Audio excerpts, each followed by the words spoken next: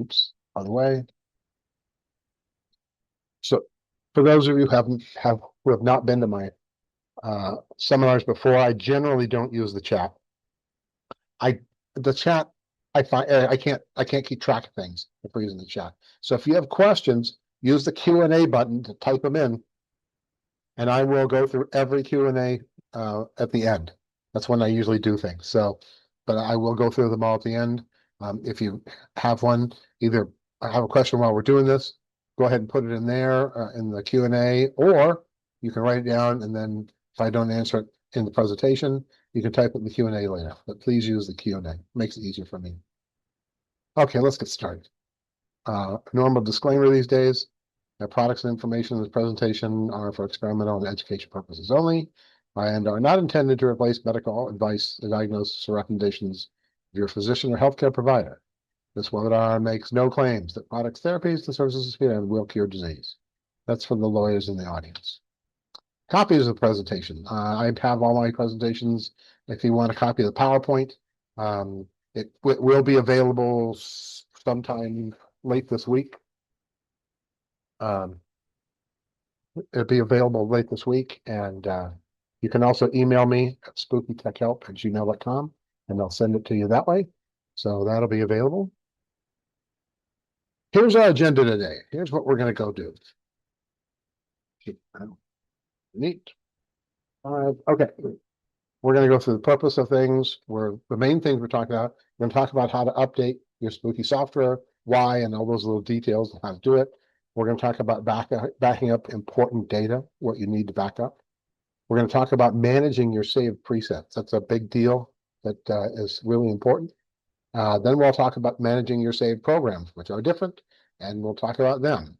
And we're going to cover in here what happens when you decide that you need a new generator, which I've done a lot of times. And what do you have to do that? And finally, we'll do a brief discussion on Spooky2 tools by Brian Yamamoto. All right. So first, who the heck am I? I ask myself that every time. I'm an information technology specialist since 1979. I'm a techie, okay? Which is really important. I'm a techie. I am not a practitioner. I know almost nothing about medical stuff. Now, all my medical knowledge comes from Google, is what it boils down to, or notes in Spooky. So keep that in mind when you're asking me questions. I can't tell you, oh, you need to do this if you have this type of warts. I can't do that, other than tell you, well, here's how to find that stuff in Spooky2. So I've been a Spooky2 user since 2018. I currently have 2 GX generators, 22 XM generators, and 2 of them are remote in another country. I have 2 physical Spooky2 sites. I used to have 3, but I'm down to 2 now. Total of 5 Spooky computers. I have a colloidal silver kit, which I do use. I have a central plasma that I've had since 2023, and I've had a scalar, which I still spelled wrong there, since March of 24. And I actually have somewhere in here, yeah, I have a Halo in my pocket. And I just started. They were on sale, so I ordered one for my wife as well. So now we have 2. We have 2 of those. So you are always welcome to email me if you need anything. And I have a Telegram channel as well. And I'm a moderating group expert in the Spooky2 Right for Life Facebook group. The group is actually almost have 100,000 members at this point. It's a very active group. So it's a great place for beginners. If you want to get into the details and weeds, it's not as good. I mean, it's not aimed at that. And especially if you want to say, well, what's the difference between this waveform and this other waveform? You're best off talking to customer support or the Spooky2 forum for those sort of questions. Why do I do these presentations? Because they're a lot of work, let me tell you. What I found for the non-techie people is a setting up running Spooky it looks like a lot. It looks like it's really difficult. It's really not, but it looks like it is. And so my goal in doing these is I want you to be able to set up and run your Spooky equipment. And that's the way all of my presentations are set up. They're aimed at doing that. They're aimed at providing you with skills that you can use as soon as we get done with the seminar. That's the intent. So I don't get into a lot of theory. I really don't like to do presentations that talk about every possible way you could use Spooky. I think it's too much information. My view is that you start in the basics, and so you do a couple things, so then you can go read the manual or talk to people or do some posts on Facebook and understand what they're talking about to go forward. Okay, my previous seminars and demonstration videos. My YouTube channel now has about 60 videos on it. A good chunk of those are my Spooky2 seminars, which are available at Vimeo and at the Spooky2 Academy. But I also have my own copy there. But I also have a lot of short videos, less than 10 minutes, some are less than 5 minutes, of, for instance, how do you chain a peptide preset? So here's the step-by-step video and 4 or 5 minutes of how to do it. And so there's a lot of that stuff on there. It's a really good resource, especially when you're first starting out. So, and it's there at youtube.com/@SpookyTechHelp. And Vimeo, by the way, all the videos that Spooky's been doing for a couple of years now, they put in Vimeo rather than YouTube. They may show up in YouTube as well, but they actually prefer Vimeo because Vimeo doesn't do the the censoring that YouTube likes to do. Okay, so on to section 1. All right, so what it amounts to is what we're going to talk about today is the simple task you need to do to keep your Spooky2 system healthy. We're not talking about treating and waveforms or peptides. We're not talking about any of that stuff directly. We're talking about what you need to do on a regular basis to keep your Spooky2 healthy. So that's the actual software and hardware. That was a short section. Okay, so let's talk about updating your software. That's always the big question. All right, we're going to talk about why and how often. We're going to talk about the sources for this, of where you can get all this stuff, and how to do all that stuff. That's what we're talking about. And we're going to demonstrate a bunch of that, although not in real time. We'll see that in a minute. So, number 1, Spooky does program updates, so the Spooky2 actual program itself, several times a year. It's several because it varies a lot. I've seen years where they've done 8. I've seen years where they did 1. So it depends on why they want to do it. So there is no schedule. Also, there is no automatic update or notification. Occasionally they'll notify you if there's something really big, but most of the time they don't. So you have to decide yourself. You know, it's not like Windows where it's going to update and reboot your computer. None of that stuff. It doesn't work that way. So just keep that in mind. You have to do it yourself. So the updates themselves, they contain software fixes as well as new treatments and updates to existing treatments, meaning those are new presets or changes to presets. There are changes as well to presets. So maybe again, we'll use my warts one. Maybe you're treating yourself for warts, and it just so happens that the March 4th version may have a new version of warts, and you were using something from 2025, and that stuff isn't documented. So the only thing you can do is on an occasional basis update.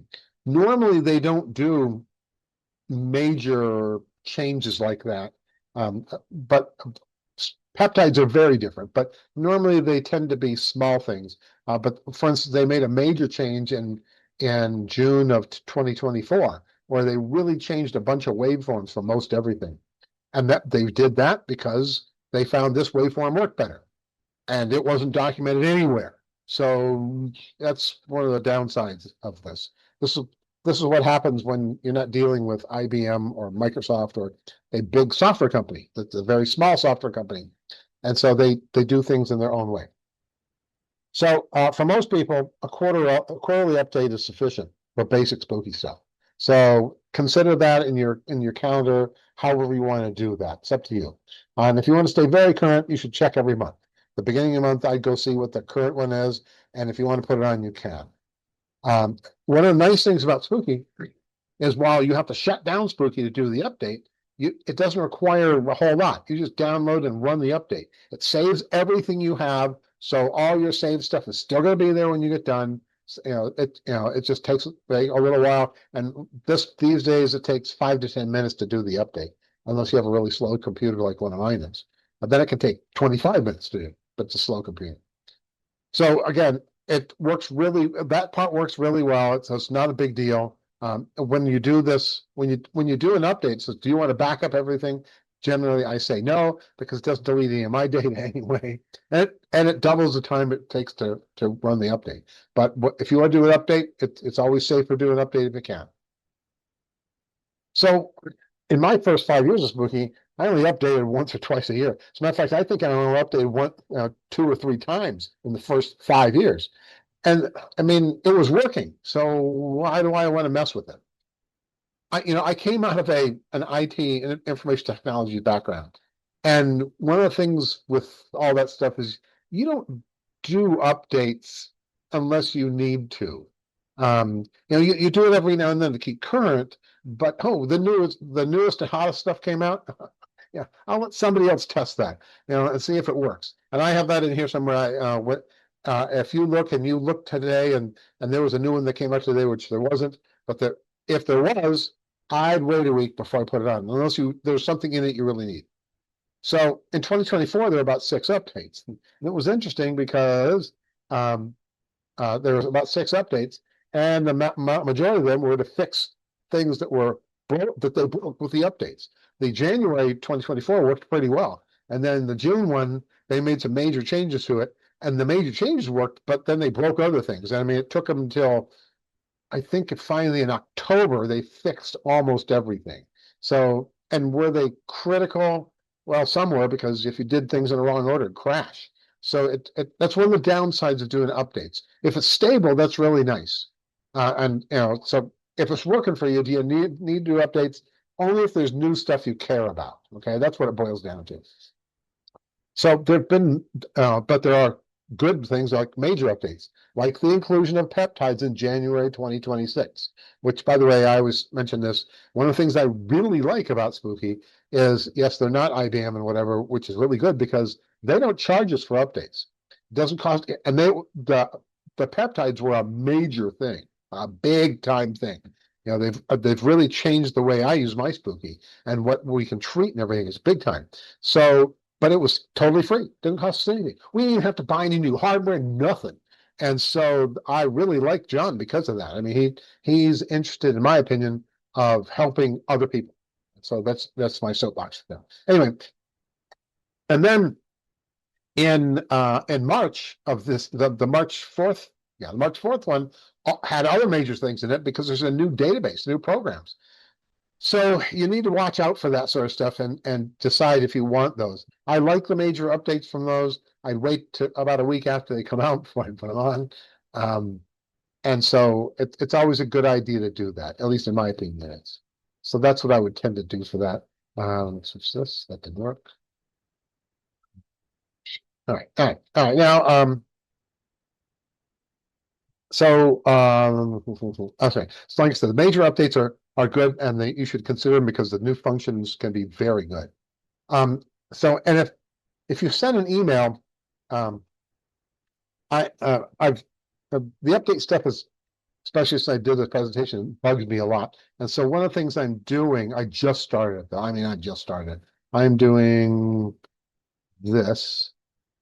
If you send me an email, when they do an update on spooky2.com, I'll have a new version of this that does a summary of it and let you know it's there.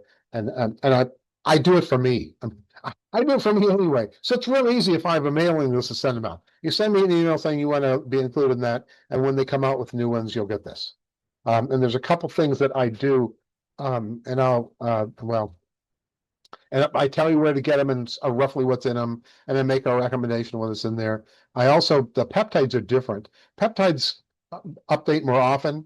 We'll talk about that in a second. But one of the downsides of peptides, there's no versioning in them. I mean, so what's the difference between the March 25th version and the March 3rd or 10th or whatever that came out with? What's the difference in those? Well, that's another thing that I had. So that's in here. Yeah. So I have, actually, that's this one. This is the history.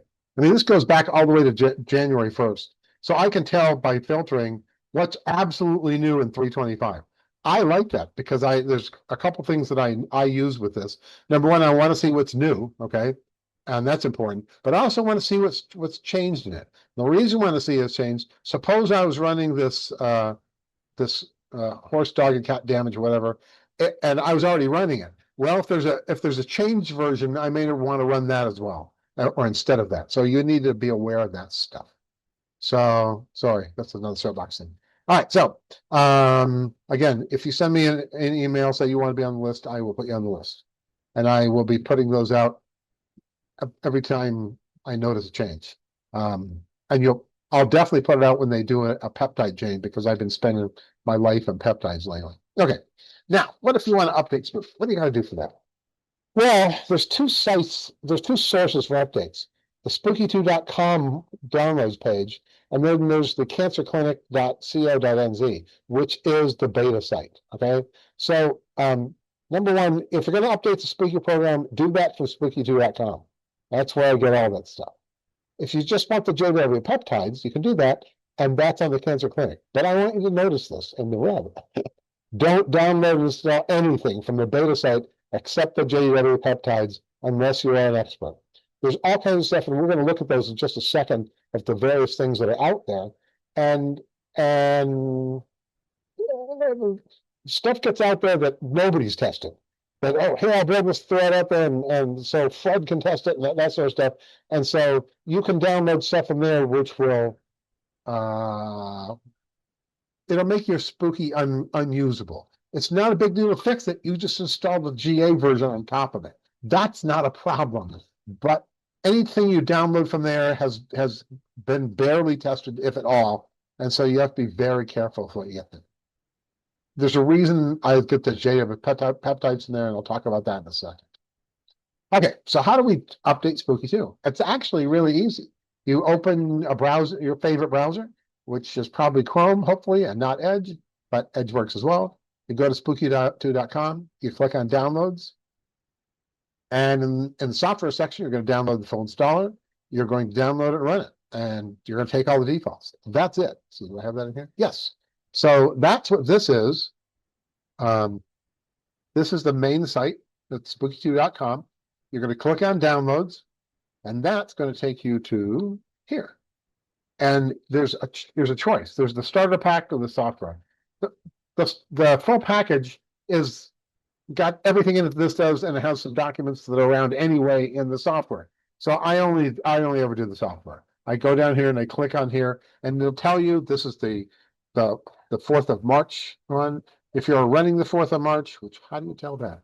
That is in here. Up here in the upper left corner, it says Spooky 2, copyright John White, 2026, 0304. So that's the March 4th version. Also down at the bottom, it says that as well. The 2026, 0304. So that's the way you can tell what you're running. In this case, what's out there is what I'm running. So, that's what the way this thing is. So if you're going to check quarterly or monthly, this is where you'd go. You go to the Spooky 2 downloads page and you look and say, well, what version is this? And what version am I running? That's how you decide. Now, what if you want to adjust the peptides? The peptides have been really interesting because, when in January 1st, when the peptides came out, there were less than 500 of them, okay? And then John put out an update about 6 days later that had 900 peptides in it. And so basically, at this point, they're putting out a new set of peptides about weekly, roughly. And so depending on what you want to do, you may want to do, if you want the most current, you're going to end up going to the beta site, but this is the exception, to cancerclinic.com. You're going to click on downloads, and they're going to click on the Spooky 2 peptide presets. And then you're going to run the file that it downloads, and you're going to take all the defaults. I mean, that's what you do. It's not that hard to do. That means this is the Cancer Clinic site. And this was John White's original site. And so you're going to go to cancerclinic.co.nz, click on downloads. That's going to take you here. This gets ugly really quick. So there's all kinds of fun things in there. Look, you can go to the 328 version of Spooky 2 by installing this patch. It gets you to the most a most recent version. Recent meaning everything they've thought to put in it that they may or may not have tested. And there's all kinds of stuff in here. Now, here's what it fixes, and that I wouldn't do that. You can actually get the current March 4th software there. No, don't do that either. Go to spooky2.com. That's the official site.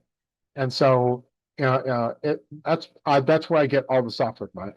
I never download any of this except for the peptide presets. That one I get from here because this is the most current one, and for some reason I want to stay really current with it. But there's all kinds of stuff in here that you could do.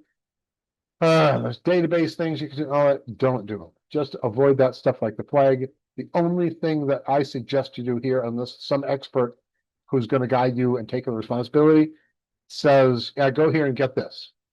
Otherwise, the only thing I get from here is the peptide presets. Okay, so we're not going to do real-time stuff in this one because, frankly, because I didn't want to take the time to do it. But it takes a while to do that. And so I have a couple YouTube things on my YouTube channel that actually show do a full update, soup to nuts, download, run, the whole 9 yards. And there's also one for the JW peptides. That's out there as well. It's really interesting when John did his first peptide presentation and they talked about doing updates, he and Echo got into this discussion of, well, how can we get these out to people and that sort of stuff? Well, maybe we'll have to do a video on this. And then Echo remembered, oh, wait a minute, one of our trainers already did a video on how to do the updates. That was me. So I've been doing this. I mean, I did that video on the 5th of January, I think. And so keep that in mind. Again, it's on my YouTube channel. Someday, Spooky and I'll figure out how to put them somewhere else. There are some nice articles.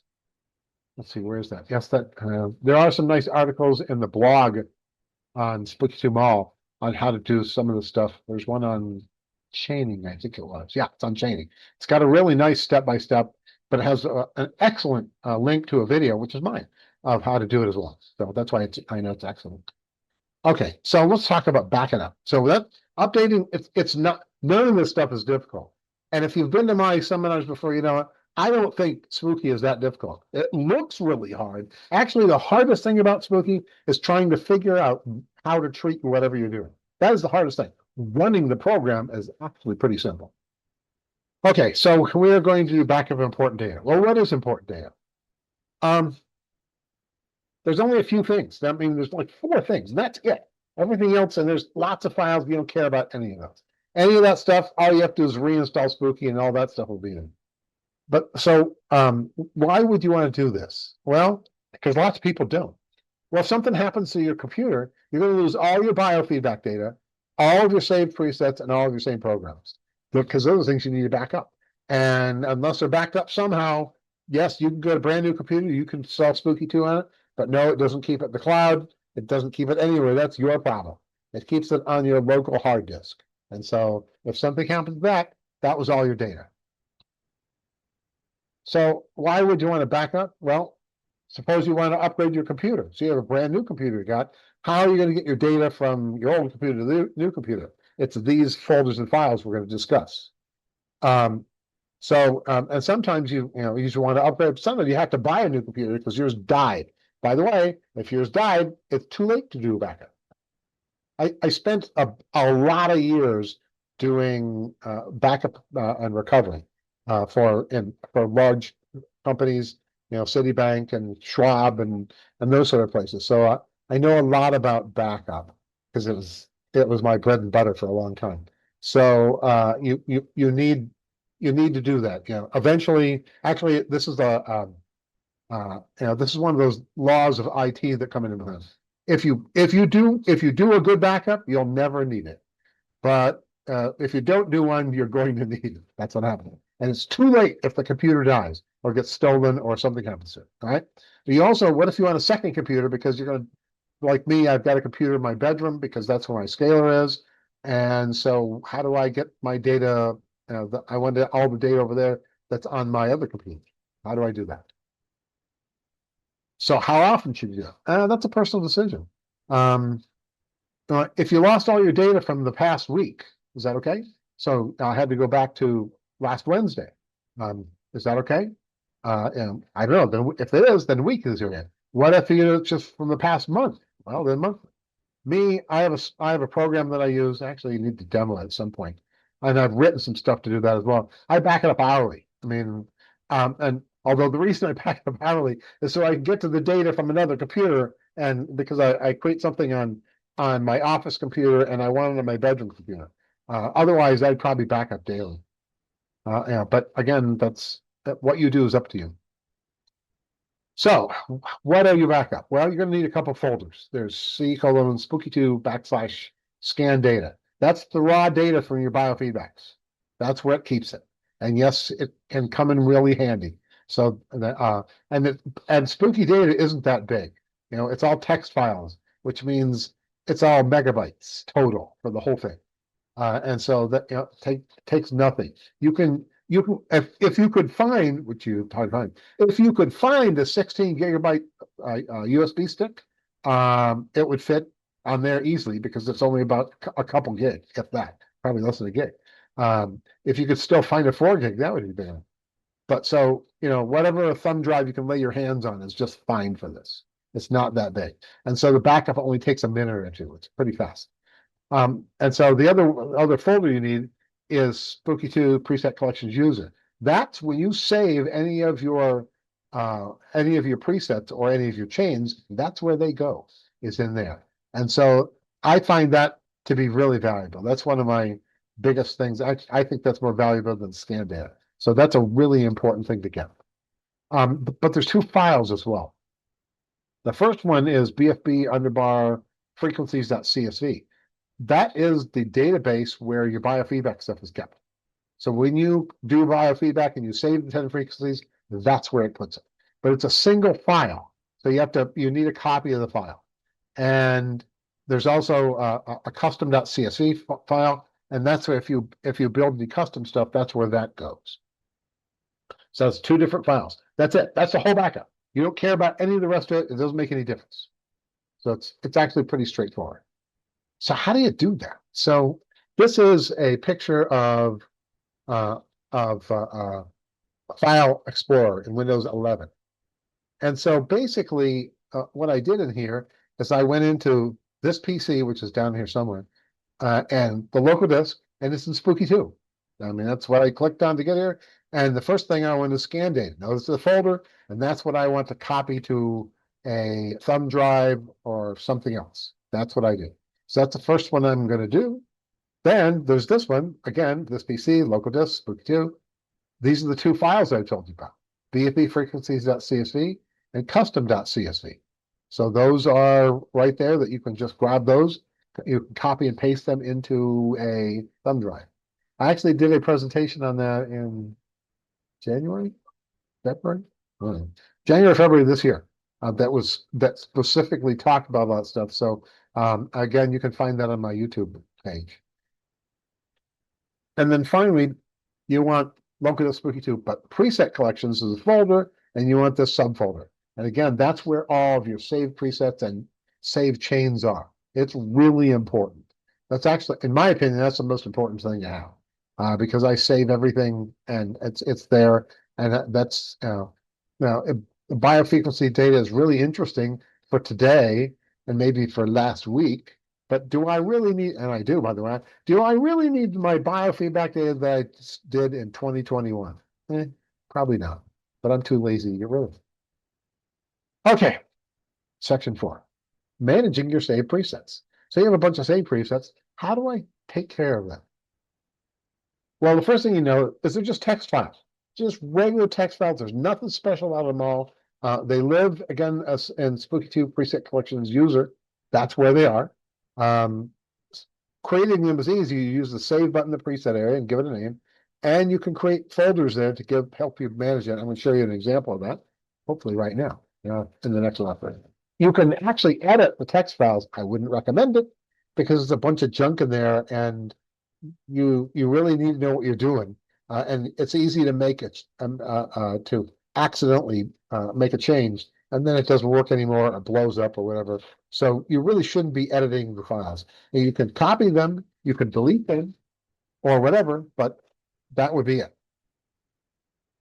Okay, yeah. And if you want to change them, um, I'd suggest to change them in uh, if you load them, then you can make any changes you want to them.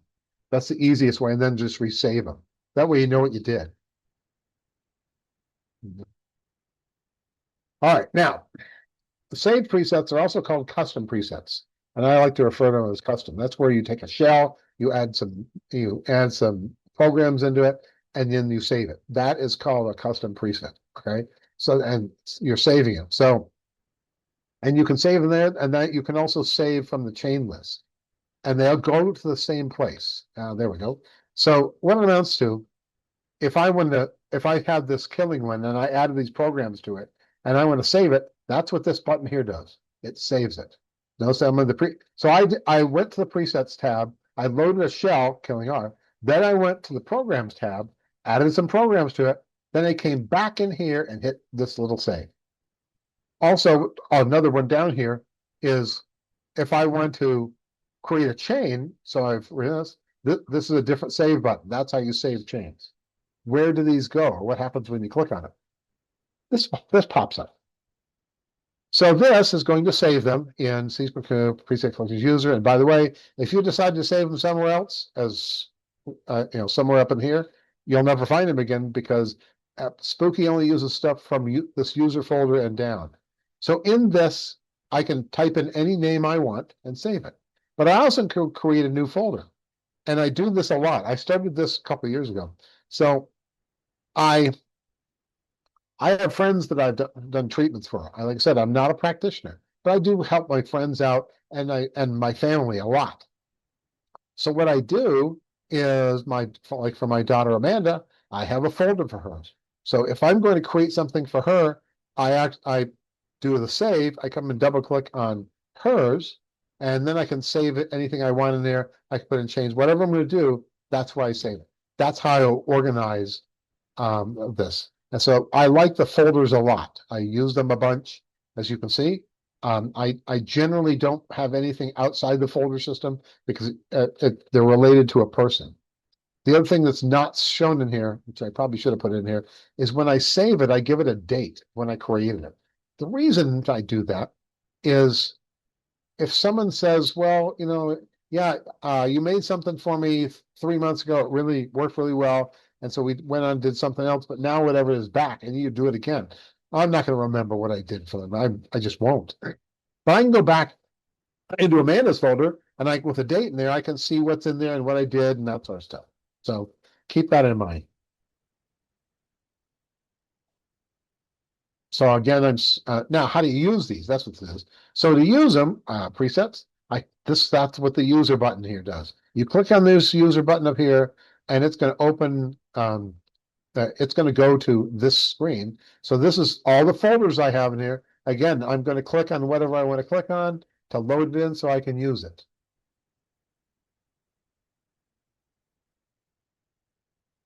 So what about managing it? Well, it's no difference. It's still Windows 11 File Explorer. I can go in here and let's see what's the next one. Yep. I can go in here and I can do whatever I want. I can right click on these things and say, if I want to right click on one of them, like the Barbara one, I can delete it. I can copy the whole folder. I can do whatever I want. But it's really easy to manage this stuff with File Explorer. So that's the way I do all that stuff. So for you Apple people, that would be Finder. Though it works different than Finder, but that's the rough equivalent. I'm not an Apple person. Okay, what about save programs? That's a whole nother matter. So so we talked about custom presets, and so a quick background: a preset, a custom preset, and the factory presets are fully self-contained. They're load and go. Just let them plop on a jetter and run them. That's what you do with them. They have everything in there. Programs, on the other hand, all programs are is a list of frequencies and how long to run them. That's it. And so that comes in handy to save them, but I rarely save programs because they're such a pain to do anything with. I mean, if I prefer to do everything in presets. because in presets, I can copy them, I can easily, I can rename them, I can delete them, I can add things to them, I can delete things out of them. It works really well. Programs are not like that at all. Once they save them, then it becomes a pain. So we're going to see that right now. Oh, in just a second. So there's two program data sets that have saved programs. The biofeedback database, that's where your biofeedback gets saved, and the custom database. That's where if you decide that you want to save something in the programs tab, that's where it's going to go. So and also, by the way, I've seen people want to do this. They go to the file. Where am I? Let's go and look at that. They go in here and file. So suppose you've got a list of frequencies from your friend Fred, and you wanted to run them. You can create a custom program right here. You give it a name, you put it in the frequencies separated by commas, say I want to run them for 3 minutes apiece, and then up here in the upper right corner, you can do a save, and voila, it puts it in your custom database. That's how you get that stuff in there. It's pretty straightforward. It's actually easy to use. There's a whole bunch of parameters you can use from. Trust me, you don't want to. You have to be really an expert for that. I just type in the frequencies, commas in between, and voila, you're done. If you want to do advanced things, you can send me an email and I might be able to help you do it. But I rarely do that. Back in the old days, meaning when all this stuff started, there was a lot of that stuff going on because there wasn't any other way to do it. Well, we're lucky. We're in the second, probably the third generation of Spooky2. And so it's much easier for us. Back to this. Okay. So again, these are actual files. They're databases. They're actual files that are where everything's saved. Now, Spooky provides utility to edit those two programs. I'm going to show you in a second. So if you need to edit them, if you need to delete them or change something, or one of the things that people do is they make stickers and they use the Stephanie Ah method. Stephanie is a genius. She's really good.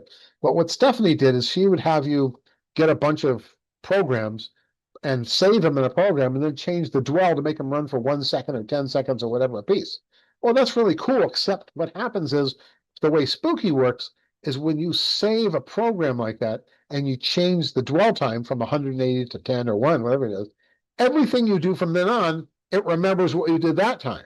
And so then what happens is, and I see this all the time, is somebody will come on Facebook and say, I've run a biofeedback, and now when I try to use it, it's only doing 1 second per frequency. I know how that happened. And you can fix it, but keep that in mind. That's why I do not like I don't use her method of doing that. I have my own method to where you don't have to change the dwell. You just add whatever programs you want. Anyway, so the database is a CSV file. That means Excel and other spreadsheet programs will try to edit them. So if you are in, let's see, can I do that? If you are in File Explorer, if I can remember where it is, I didn't close it tonight. I may have closed it. Anyway, if you're in File Explorer, and you double click on something, there it is. No, it's not. And it's a CSV file, they'll try to edit with Excel. You can look at it that way, but God help if you save it, it'll break it. The problem is that the CSV stuff that this isn't a really hard definition. And so what happens is Excel and LibreOffice like to make minor changes so they can make it easier for them, but Spooky can't handle that. So I'd never recommend you edit with that. There's a good chance if you do, you won't be able to use your biofeedback stuff at all anymore. And then that means maybe I can fix it or maybe I can't. So be very careful with that if you're going to do that. What you should use is there's a database pull down with an edit. And let me show you what that is here. If we go in here, Spooky2, and we go up in here, it says database, click on that, and let's say I want to edit my biofeedback database. Hopefully I have information in it. So down here, it says edit. It's going to open up a separate program that comes with Spooky someday in the week, and here it is. This is what's in there. And so you can go in, and since I can't even see all this stuff, if I go in here up the top, I get to do it. No, up here, and I can drag it over. So I put it here, press the left button and held it down. Then I can see the stuff in here. Remember I told you I don't clean up anything? here's a biofeedback I did in 2020. Okay. So, but if I wanted to delete that, it's pretty easy. All I do is I right click on it like that. So now select it, and then I can say delete records. And so it's really easy to do this, delete records. And sure I am. And by the way, when I get done, it doesn't save anything. I close this, it'll say, hey, you want to save it? Yes, I do. So it's that easy to go edit the stuff using the database pull down and whatever you want to edit. Works really well. That's what you should be doing. Okay. And again, I just went through this. So yes, you can do well actually. So this is the biofeedback stuff. What I'm showing here is the database. What if you want to see what's in a database? And I wanted to show you that because so this is in the programs tab. And if I look at just BFB, and if I turn off EDTFL, this is everything in here. I have 205 entries in there. Yes, they need to be cleaned up, but this is my test system anyway, so I don't care. Although it's the same data on all my systems. So, but yeah, there's a whole bunch of stuff in here, and that's the easiest way to find out. So by feedback, this is what's in my custom, which is going to take a lot longer because I think I have a bunch of other custom stuff in it. I have 16,208. That's because I have some things in here that I created, that I added together, but I also have these. So, and if you really want more information about this, you need to send me an email. These are actually the program entries, in this case for peptides, for blastomycosis and that sort of stuff. There are ways to put that into the into your custom database, but there's a lot of downsides with that, and so I haven't been pushing that. If you really want to do that, I'd love to talk to you because I can't figure out any good reason to do it. I just find it confusing. I do everything with peptides and chains. That's what I'd recommend you do. But if you really want to know about it, you can send me an email and we can discuss it. But yes, it's all there, and it's an even more manual process to update that. But it is all in there. But that's why there's 16,208 of them. A couple hundred are mine. The rest of them are peptides. Back to this. Okay. And so if you're going to edit the custom database, that you can actually have up to you can have up to 4. And so and database 1 is your default one. So again, you can edit the biofeedback. We did all this, edit the record. So if you wanted to edit the record, that's how you would change, by the way. If you had a biofeedback thing that was set to 1, that's how you fix it. You go in, you right click on it, you go into you edit your biofeedback database, you go find the record you want, you right click on it, you say edit the record, it changes to 180. It only changed this one.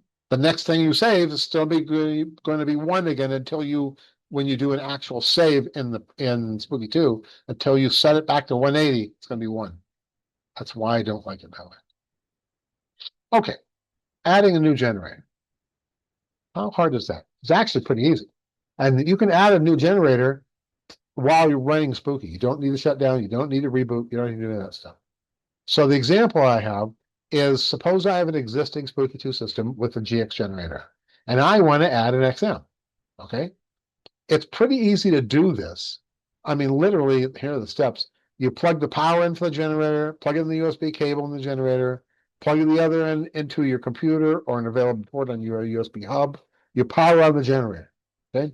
And in the next 10 seconds, it'll be detected by the operating system, and it'll add it in. Then in Spooky2, you're going to click on the utils pull down and click on rescan devices. That's it. And this is what this looks like. So I started here. Like I said, I started and I have 2 generators because it's a GX Pro. And I want to add another generator. So I did my steps. I cabled it in and powered it on. And then once I get that done, I do the utils pull down, click on rescan devices, and voila, there it is. And now you can use it for whatever you want to do. It's really easy to add stuff.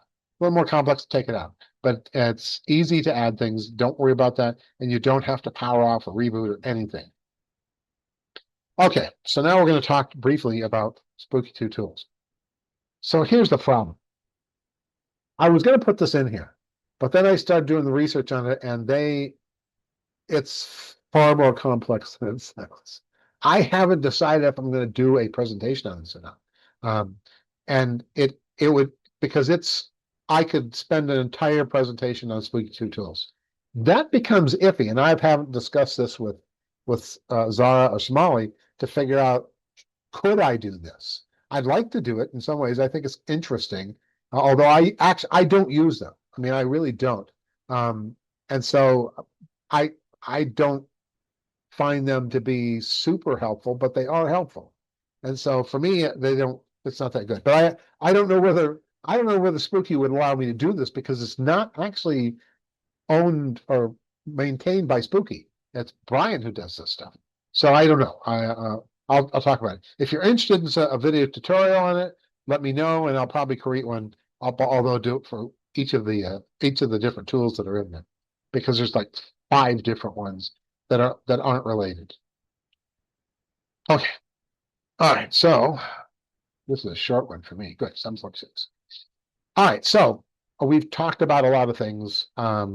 We've talked about how to update. That was the big time thing. We talked about backing up your important data, managing your saved presets, managing your saved programs. Both of those are very important, and adding a new generator. That's where, these are your basics of keeping your Spooky up to date and smoothly running and all that sort of stuff. And like I said, there's not very many steps to it. It's actually pretty straightforward. And by the way, and well, we'll get to Q&A soon, and you can always email me if you have other questions. Copy of the presentations. Certainly, you can email me directly at spookytechhelp@gmail.com, and I'll send you that. That will not be a problem. The presentation will be available. I think Zara will take care of that. It's usually done by Friday, our time here in the US by noon or so, if she's not too busy. The video will be available because for those of you who have been asking, yes, it is recorded.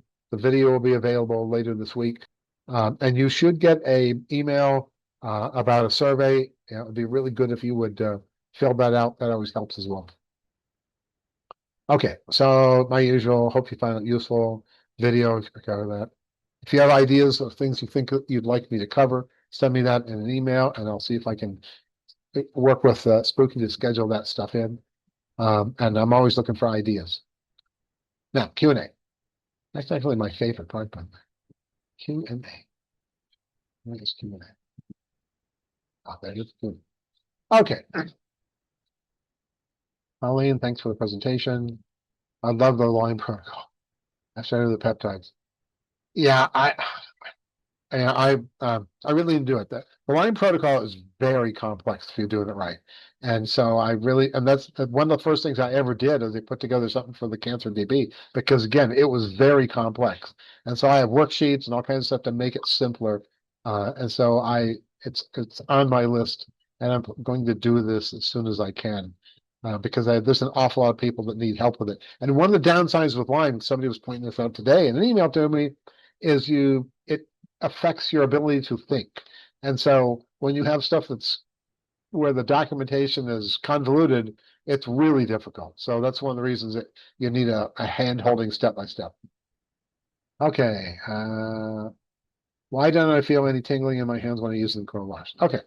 So the Spooky, that's contact mode is what it boils down to. Spooky is not tens. The only basically most people don't feel anything with frequencies below or above 10,000 hertz. So it's got to be 10,000. If it's 10,000 above, you don't feel anything. And most people only feel stuff at really low frequencies. So it's not a tens thing. It doesn't work the same as that. Tens passes energy through you and causes things to happen. And that's not what Spooky does. So it's very unusual. Yeah, you're probably not going to feel things in the most part. I actually don't like using contact mode because I don't like electricity through my body. I had too much of that in my younger days, and so I'm very careful with that. But that's why you don't feel anything. Don't worry about it. That doesn't mean it's not working. It's very subtle. The fact that it's not burning you or anything is a good thing. Rita, what do the defaults mean? There's a lot of defaults. Rita. I don't know what you meant by that. Maybe you could re-ask the question and I can, because I mean, what did it see? What did I say that was defaults? I can't think of anything at the moment. So if you re-ask the question so I know what you mean, I'll be sure to answer. Cheetah. Let's see, I'm not tech savvy with my Microsoft, so I feel I need help with the basic stuff. I'll have to. Yep. Also, why go to cancel cleaning updates? The reason, okay, first thing, Microsoft Windows. So a lot of the real short videos are literally a mouse click by mouse click thing. And so it's click on here on the taskbar, the whole 9 yards. Look at those things. If you have any questions about any of that process, or you're not sure how to do something, send me an email and I can tell you how to do it, or I can create a quick video to show you how to do it, or whatever, because I do a bunch of that. Okay, so that's not a problem. Uh, Feel free to do that. Oh, by the way, I deleted that slide. For those of you who are brand new, one of the things I put in my last deck, that's not in this one, I got to carried it with deleting. I do one-on-ones. I mean, if you really need some one-on-one help, I do that, and I work on a donation basis, and I do that for a reason. I It really bothered me when people buy Spooky because they need it and they can't figure it out. I don't think it's that hard to do, but for people like you, Manchita, that are not tech savvy, it's really daunting. And so, basically, I work on a donation basis. We'll schedule something. I generally spend about 2 hours with you. We'll set up your computer. We'll get it all working. We'll go through some basic stuff with you to get you started.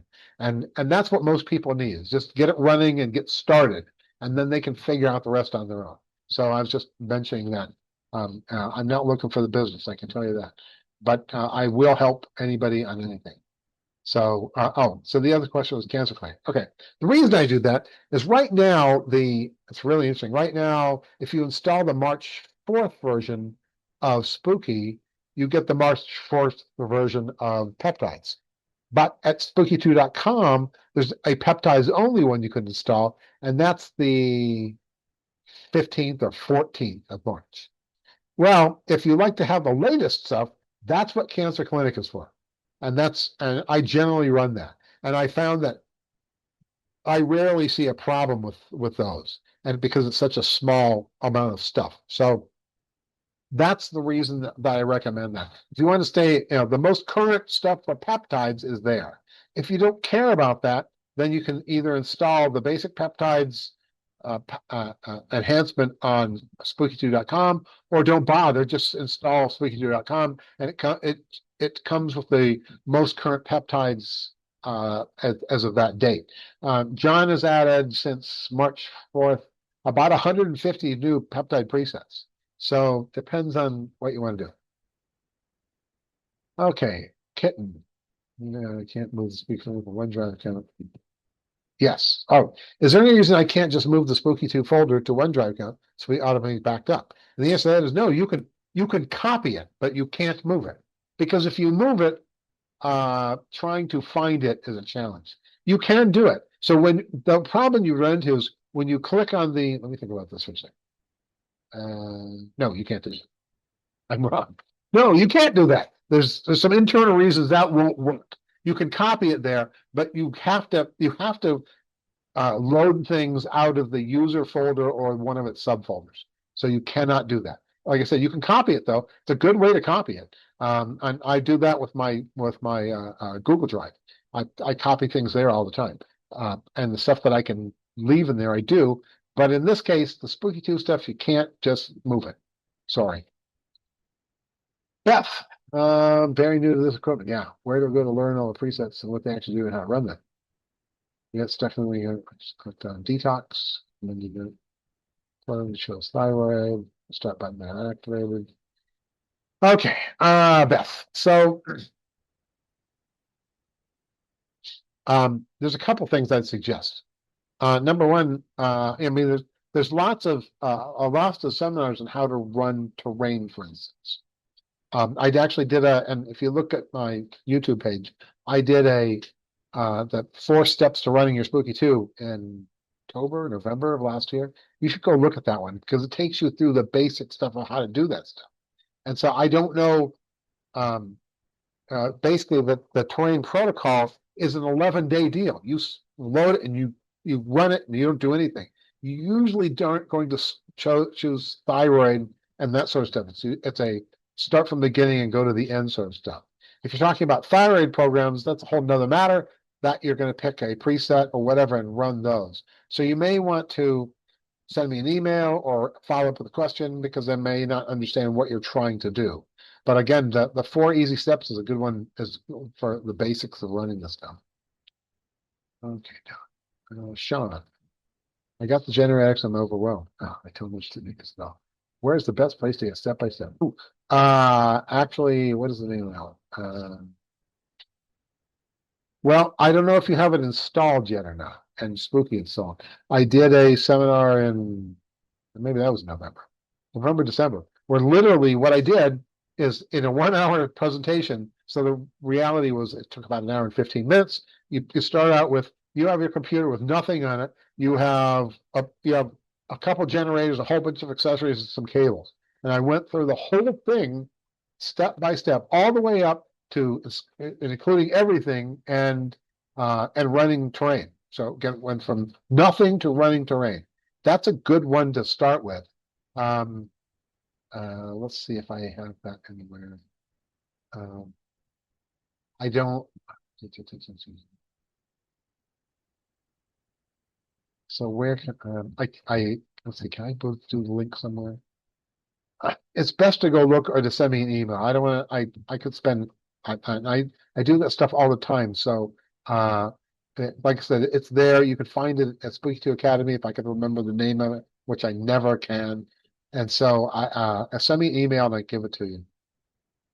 Beth, uh, it did ask us to overwrite the generator. You always have to overwrite the generator. So here's the deal. It did ask to overwrite the generator, but when we click on any of the 3 generators, the start button doesn't light. Okay, so when you're going to load any preset, step 1 is to figure out what generator you're going to run it on, click on it, and hit stop, because that's the first thing that has to happen. You can't load anything on a generator that's running. And if you click on the generator, it overwrites what you have in memory.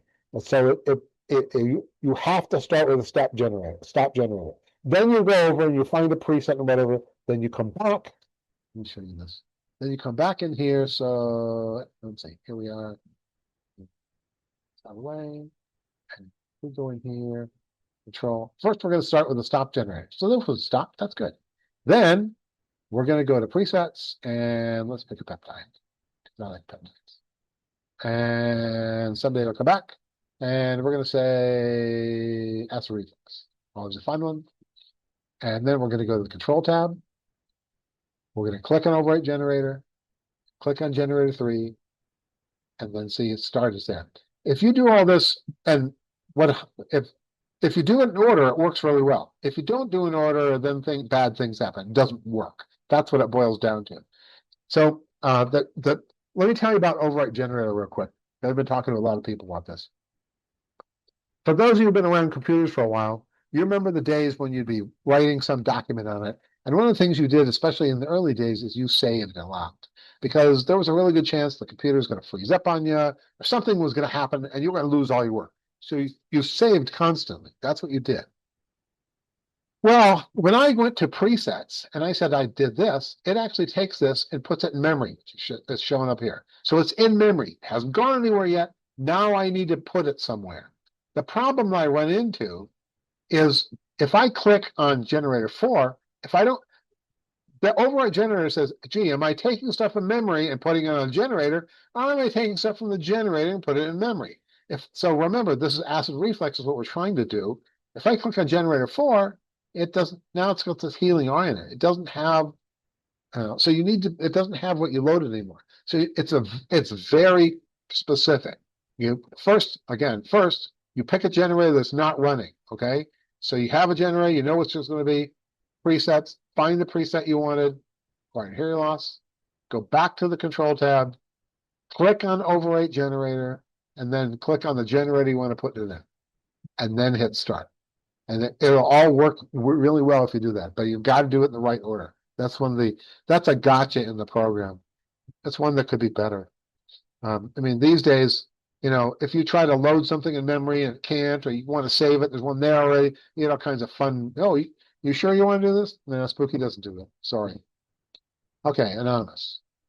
Off topic. That's okay. You'll be off topic. I'm running a glaucoma program on a remote between two ophthalmologists appointments make 2 years. To get myself off the drops. I've been asymptomatic. Should I be running this loop? Okay, this is a complex question. So I don't know if you're on peptides or not, but generally, this is only generally what you do is you run remotes 24/7 until the problem is solved. But that you can't always do that. It depends on how you react. If you're not having any bad reactions, that's what I do. I'd run it 24/7. But some people start to have Herxheimer reactions, so maybe they get some other reactions from it, and so they can only run it for 2 or 4 hours. That's a lot more common, by the way, with peptides than it is with regular frequencies. So if you're running right frequencies, chances are you can run it 24/7, and no, you can't overdo it. You can overdo things with peptides, but that just means you feel bad or whatever, and you just stop it, and then maybe you're going to only run it for 2 hours a day. I hope that answers your question. Okay. Jill, what's the order of logging off computer, turning off device? Wow. One of the things I do is I never turn off my computers. I never turn off the devices because I'm running things 24/7. But if you want to do that, what you should do is shut down Spooky and then shut down the computer. And then you can turn off the generator, but you definitely don't want to turn off the generator until you've shut Spooky down. So again, step 1 would be shut down Spooky. Step 2 would be to, at that point, you can turn off the generator. Step 3 would be shut down the computer. Svetlana, I have 4 days. I've had 4 days Spooky, and the generator tell me error. How to fix? Because I just can't. Imprinting is a problem. Okay, well, that's not a lot of information to go on, Svetlana. The question I get into is, do you have plasma in there? The reason is plasma. Basically, what a generator error is that Windows says, I'm having trouble talking to this generator. That's a generator. Why would it get that? Well, if you're running plasma tends to interfere with the generators and cause problems. And that's very common. That's a whole nother matter. And so I don't know if you've got plasma or not. If plasma is not involved, then generally, why are you getting errors? Well, you're getting errors because maybe you have a bad cable. That's a possibility. Maybe you have a bad USB port on the computer. Maybe you have a bad USB switch, your hub, if you're going through a hub. Maybe you have something wrong with the generator itself. Maybe somebody turned the generator off while you're using it. I mean, those are things that you get into with that. So do a follow-up question so I can know if you're using plasma, because it makes a difference. And I have geez, I need to have a better list of these things. I actually have a seminar I did last May on generator errors, but I just gave you the summary of it. So add some more stuff in here. So so adding generator again, slower. Sure. Okay, so that means because I can't do it here. Back in here. Slow. I'm sorry I talked fast. Adding a generator. Okay, so here's our generators. And currently I have 2 generators. Well, that was pretty simple. So what do I do to add a generator? That was in here. This is in here, and this is way so I can read it. So what I do is, first thing I'm going to do is take the new generator. I'm going to plug the power in for it. Then I'm going to plug in the USB cable into the generator and into the computer or available port on USB hub. Then I'm going to power on the generator. And Windows should see it at that point. Give Windows 30 seconds or a minute before you go on. Once I've done that, then you're going to go in Spooky2, you're going to click on the Utils pull down and click on Rescan Devices. And that's all you got to do. That means is, so again, plug in the power, cable it in, power it on, give it a minute, and then in Spooky, See, I only have the one generator, and Spooky, I'm going to click here on the utils pull down, by the way, in full screen, that's up here, utils. So you click on utils, then you're going to go down, rescan devices, and it'll go find it. And there it is on generator 5. And notice it's a blue generator. And now I can run it. I can run it normally. So let me go back into my Q&A. Okay. Linda, when you update, you have to turn off your computer virus. No. Sorry. So one of the things that Spooky's been around for a while, and a lot of these things made a big difference back in the day, and they never take anything out. From a there aren't any virus programs that treat Spooky as a virus these days. What there are, however, depending on what browser you're using, some of them say you'll get a message saying, "Oh, I don't recognize where you're doing this from," and give you make you jump through a bunch of hoops for that. But generally speaking, turning off your virus program won't fix that anyway. So generally, no, you do not have to. You don't have to turn off your virus protection before you're doing the update or while running Spooky. It generally doesn't make any difference at all. Carol, you were very fast for adding gender inputs. I think since I reviewed it once, and I did it slower, I think that's enough, Carol. I think, and don't forget, the hard copy of this will be available to go through that. But ask again if you still didn't get it, and I will do it one more time. When getting the results for BFB, do we need to look up each of these frequencies, know exactly what we're going to have going in our bodies? So there's somewhere that show the results with words and not just frequency numbers. The answer to the last question is no. There is no cross-reference of, I found this frequency and what is it? Doesn't work that way. And I understand your concern, but when you do a biofeedback, it's scanning the frequencies that are associated with pathogens. And so that the general view is the 10 frequencies you get back, you need to kill those. So, but there is no way to look up each one to figure out, oh, is this, maybe you're worried about killing the good bacteria in your digestive system. Very few people have a problem with that. But, all you can do is see what happens when you do it. But I'm sorry, there is no list for that. Kitten, been running hunt and kill and run the end results on a remote, but I'm not sure how to save the results to create it. Okay, so what that is, one of the things, so quick review. What hunt and kill is, hunt and kill, what you do is you put a sample, you use a TENS pads, for instance, we'll do it that way. So we won't use sample digitizing. You use TENS pads and you scan an area and it comes up with 10 frequencies. And then it automatically builds a killing program and it goes through and kills all those. So it takes about 19 minutes to scan and then 30 minutes to kill everything because it does 10 frequencies at 3 minutes apiece. All right. So now you've done that. Then what happens? It goes back and says, oh, I'm going to scan these frequencies again, but I'm going to scan around them. And the logic behind that is that the pathogens can shift just a little bit to get away from the killing frequencies. And so Spooky then scans around those frequencies. This only takes 3 or 4 minutes because it's only scanning around those 10 frequencies now. And so then it builds a new list and it kills that list. And it does this until it can't find anything else or until you stop it. That's the way hunt and kill works. Now, the question that Kitten has is, well, yeah, I ran that, but I want to find out what it found because there's no way to save that. So what you do for that, we'll come over here, back over to our Spooky program. One of the things that does happen is all those every time it scans, it saves the raw data. So I'm going to select a generator, which is really important for this. And then I'm going to go down here to analyze. That's down here. What analyze does, it'll go back through your saved data. So these aren't things that have a program associated with them. This is, and it should come up with this.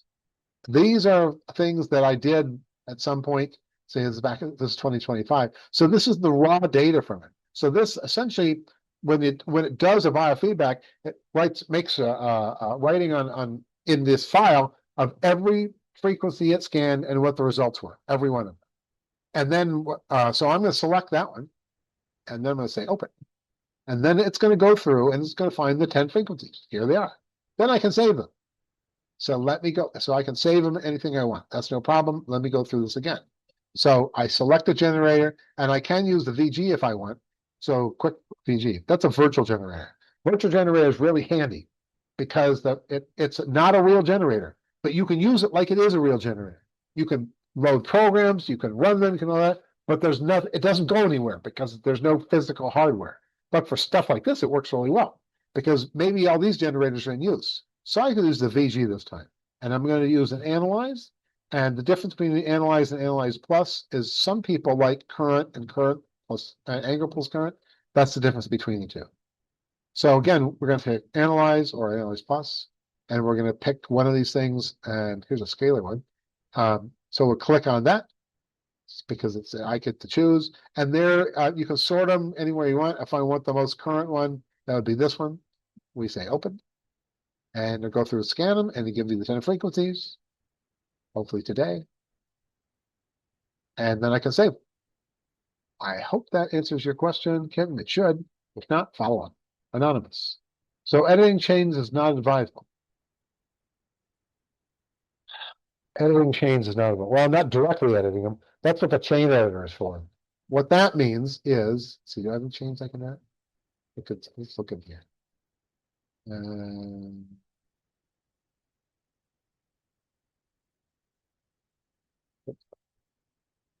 Oh, here's a chain. All right, here's a plasma chain. So what I did is I found one, and I remember I talked about a naming convention. Literally, this is what I'm using. I have a date and this is a year, month, and day. This is the plasma. I chained it. It's got HCl and beta hydrochloride in it. That's what's in it. Okay. Plus, by the way, when you save these things, you can use almost any character you want, except you can't use / or / or asterisk. Almost all the other ones will work. But we're going to take this one. I want to do something with this. That's what this pencil does. This is the chain editor, if I've installed it. And it's not installed by default. So, but in here, I can actually do things. I can add new ones. I can delete them. I can change the order. I have to do a video for YouTube on using the chain editor. It's actually pretty straightforward. There is one out there for installing the chain editor because it's not installed by default. You have to install it. And that you may have to do a change to Windows to do it. That's all in the 5 or 10-minute video, whatever it is. So you may want to go out and look for that in my YouTube stuff and see what it says. But anyway, so that's the chain editor. So I wouldn't say that you don't want to edit them directly. If you're going to edit them, use the chain editor. That's what I'm saying. All right, so I have a new laptop. Did you got to get everything Spooky from my desktop computer on my laptop? Oh, okay. Well, actually, yes. If we go back into the presentation, in this presentation, and you look at, if I can find the presentation. Oh, there it is. And I go back to where it says, managing the backup. This is the backup stuff. What it amounts to is you need a copy of this folder, that folder, and these two files. Put those on a stick, and then go install Spooky on your new computer. Okay, and then go load these where they are now into your new computer. That's it. That's all you gotta do. And then you'll have all this stuff on the new computer, and you can go do whatever you want. Hopefully that makes sense to you. Okay, Jennifer.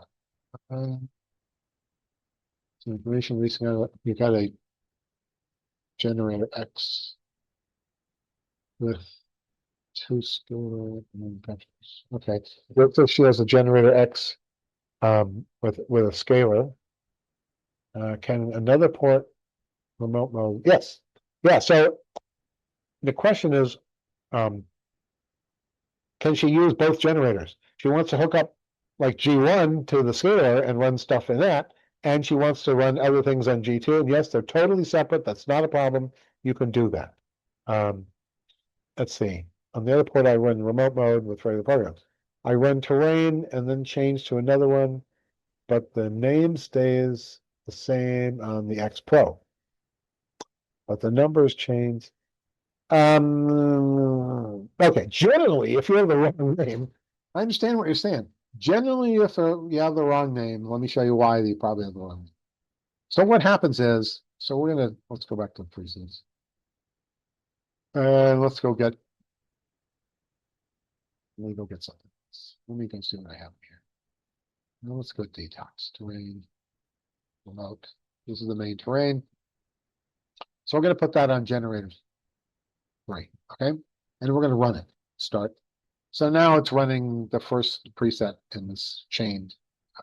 These chain set presets because there's 15, that's what it says down here, preset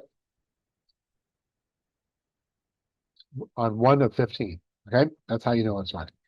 So what some people do is well, I want to go do stuff with something else, with other types of frequencies. And what some people forget, if you're going to run frequencies and use programs, the first thing you have to do is you need to go to presets, home, shell, remote, or whatever you're going to do. The reason you do that is because this shell preset it loads everything. It clears out everything in memory and puts in the correct settings for that. So we do a healing RJW, and all this other stuff went away. Now I can add all the programs I want, and I can go run that, and it'll be running the correct stuff. That's usually what happens when you're talking about this, Jennifer. Right? Is that people forget they need to run load a shell. The other thing that you should not do is I shouldn't be out here and doing a JDAV preset remote, and we decided we're going to use acid reflux, and then going to programs and adding more stuff to it. You shouldn't do that. You should not do that. That you shouldn't mix things with the factory presets. If you want to do some acid reflux stuff with frequencies, you need to create a custom preset and then chain it together with the JW. And there's a bunch of reasons for that, but that's the deal. But that's probably what's happening, Jennifer. It's a really common issue with new people. Just curious, why do you have so much equipment? Why do I have so much equipment? Well, let me show you. Well, that's a really good question, by the way.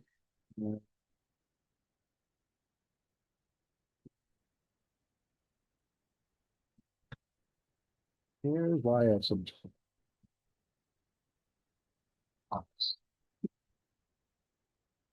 This is something I wrote because I can't find it. So this is what's running in my office stuff right now. So I have a generator for each of my chihuahuas. I have something for my father-in-law who has kidney failure. I've got some stuff for my mother-in-law who has cancer. I have some stuff for my brother-in-law who is a quadriplegic. Babs is a friend. She has heart failure, which the peptide for that works amazingly well, by the way. I mean, she couldn't hardly walk 10 feet without getting out of breath, and now she can walk a whole lot. And she's had heart failure for a long time. That is a peptide, by the way. I'm making stickers on a couple of them. I actually have some empty ones right now. Usually I'm making stickers on, imprinting stickers on them. That's why I have so many of them. And I'm making some paint on them. Well, at least I was. It stopped. That's the reason. And so I just do. I mean, I rarely do stuff on friends, but I do a lot of stuff on family. And so, and I do imprinted stickers. Usually I do imprinted stickers for my friends. That's the reason I do it, because I like them. And they're easy to make and they work really well. Rita, when I download, I get stuck with the defaults. Need a guide what to click on. Okay. So when you download, I don't know whether you're getting stuck in the download itself or in the install. And so I need more information to be able to answer that. But like I said, I have a YouTube video out there that actually does step by step for download and for an update that I did last week, I think. So it's very new. That'd be the easiest thing that you can do that and follow that. Um, and one of the things you'll get in this is you'll get a link to my YouTube page. Again, it's youtube.com/@Spooky Tech Help. Okay, and I've got 60 videos out there, and most of them are very short step-by-steps. So yes, you don't want to watch the 2-hour version of something. I just want to know how to install, and so you should be able to find that. You should do a search on install within the group and find it. If not, send me an email.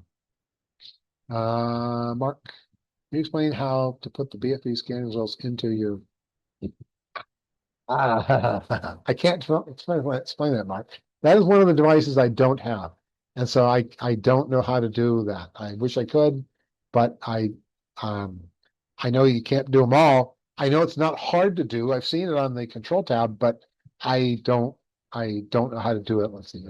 Here, control tab. Do it. I know there's a way to do it, but I just don't know how to do it. I'm really sorry, but I can't help you with that. Sorry. You might want to post that on Facebook, or you can ask customer support. They should have a step-by-step summary. Okay. Holy cow. How am I going to pronounce this name? That's a lot of letters. MUTHUP, whatever the rest of it is. How do you synchronize the chain duration and the preset duration if they differ by a larger margin between 40 and 50?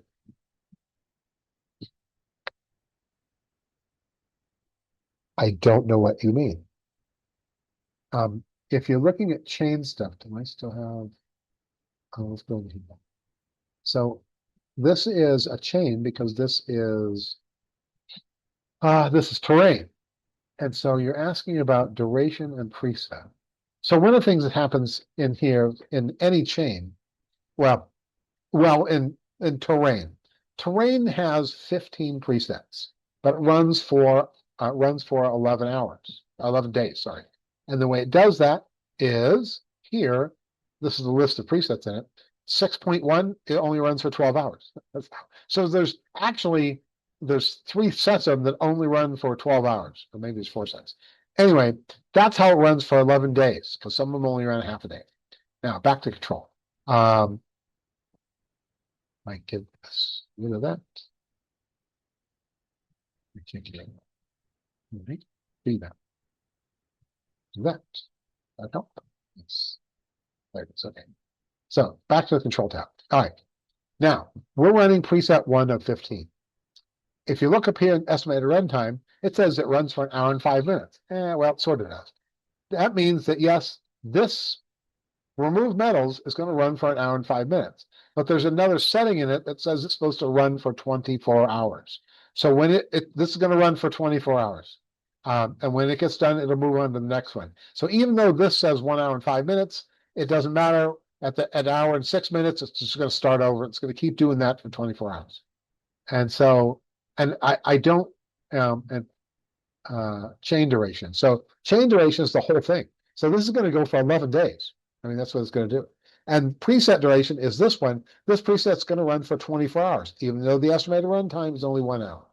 I hope that answers your question. If not, please ask again. Brian. Hey, I'm Brian here. Oh, sorry. No, you can't answer those. You can't ask those sort of questions. That's a chat question. I can't answer that one. All right, Alan. Explaining the settings page. Well, I'll tell you. Actually, I will do a quick thing on the settings. Let's go to the settings page. The settings page is the busiest page in the entire thing. There is tons of stuff in here. Why is there tons of stuff in here? There's tons of stuff in here because when Spooky came out in 2012 or 11, whenever it was, all these things made a difference. People actually had to go do all this stuff manually. When presets came out, which was in, I think, 14 or 15, this was unnecessary because when you load a preset, it does all this stuff. So if I go in here, I'll show you. If I go in here and we go to shell and we say remote and we say healing RGW, that sets everything in here. All the things that need to be set, the amplitude, the waves, all that stuff is set by the preset. If I was going to do the DNA, it's going to be different. oops, settings. It's the settings for that. So what happened is, I mean, these things are all optimized for us, but people used to do this stuff manually. And so, for the most, I'm not a believer in changing any of this stuff. My view is that John White and the other people that have written the presets have a lot better idea what they're doing than I do. So I don't mess with them ever. I mean, well, that's not true. Occasionally you might change the amplitude because maybe I'm getting zapped from contact mode. But there's a lot of, actually, I'll show you. If you look in here, there's a whole lot of really interesting waves in here that aren't used at all. Okay, because somebody thought back in 2011, wouldn't it be cool if I had a square wave that had a different percentage in it? And so they put it in the software, but it didn't make any difference. And they never take anything out. So I hope that answers the question. I don't worry about settings. There's only a couple things I do in settings. Yes, I've actually talked about a few of them. And I might do something on what I think is worthwhile in settings. Here, think about that. If I get an email from that, I may do a quick demo for that. Okay, MUTH. I am unable to change from stop or pause to the start button while using contact mode.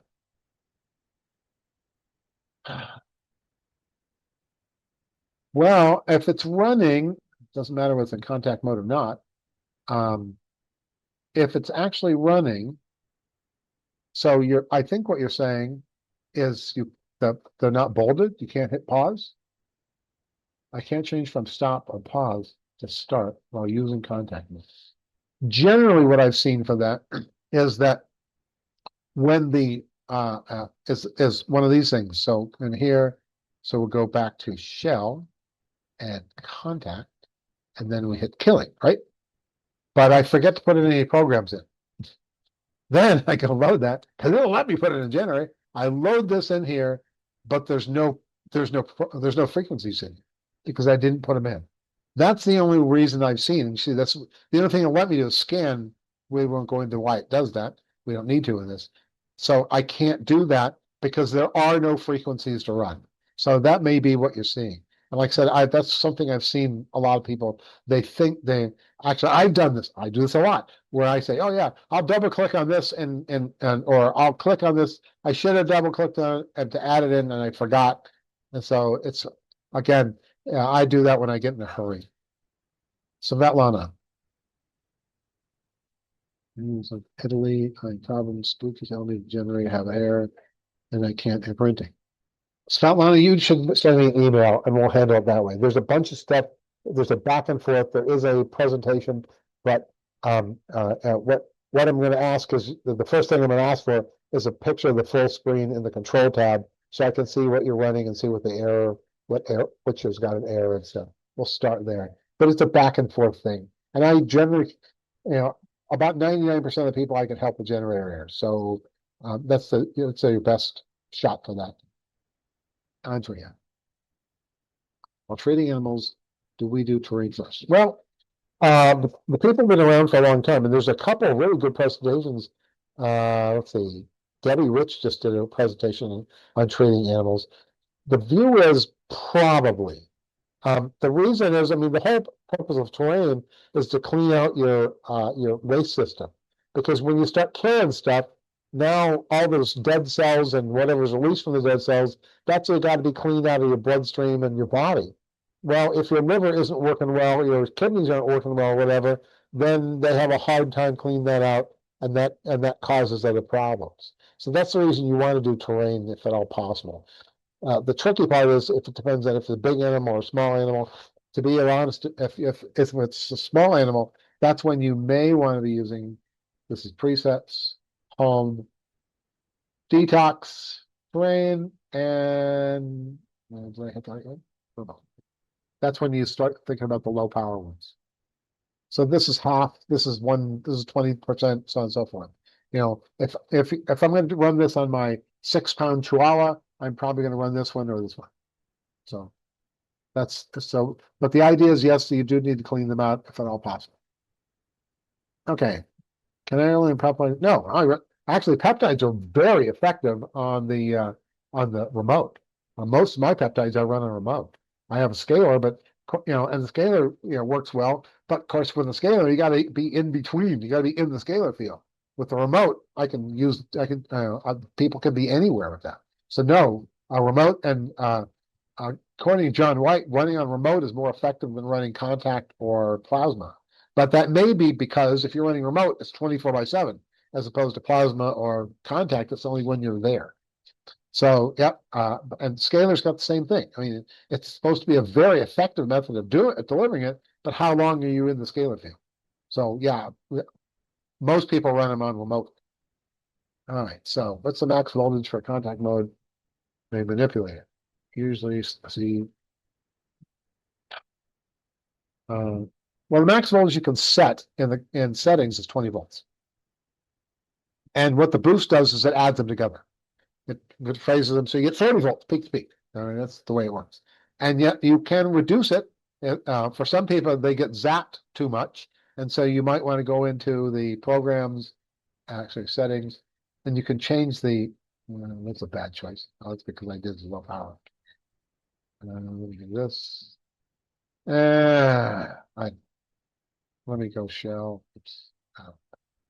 Shell and contact, and it doesn't matter what I do.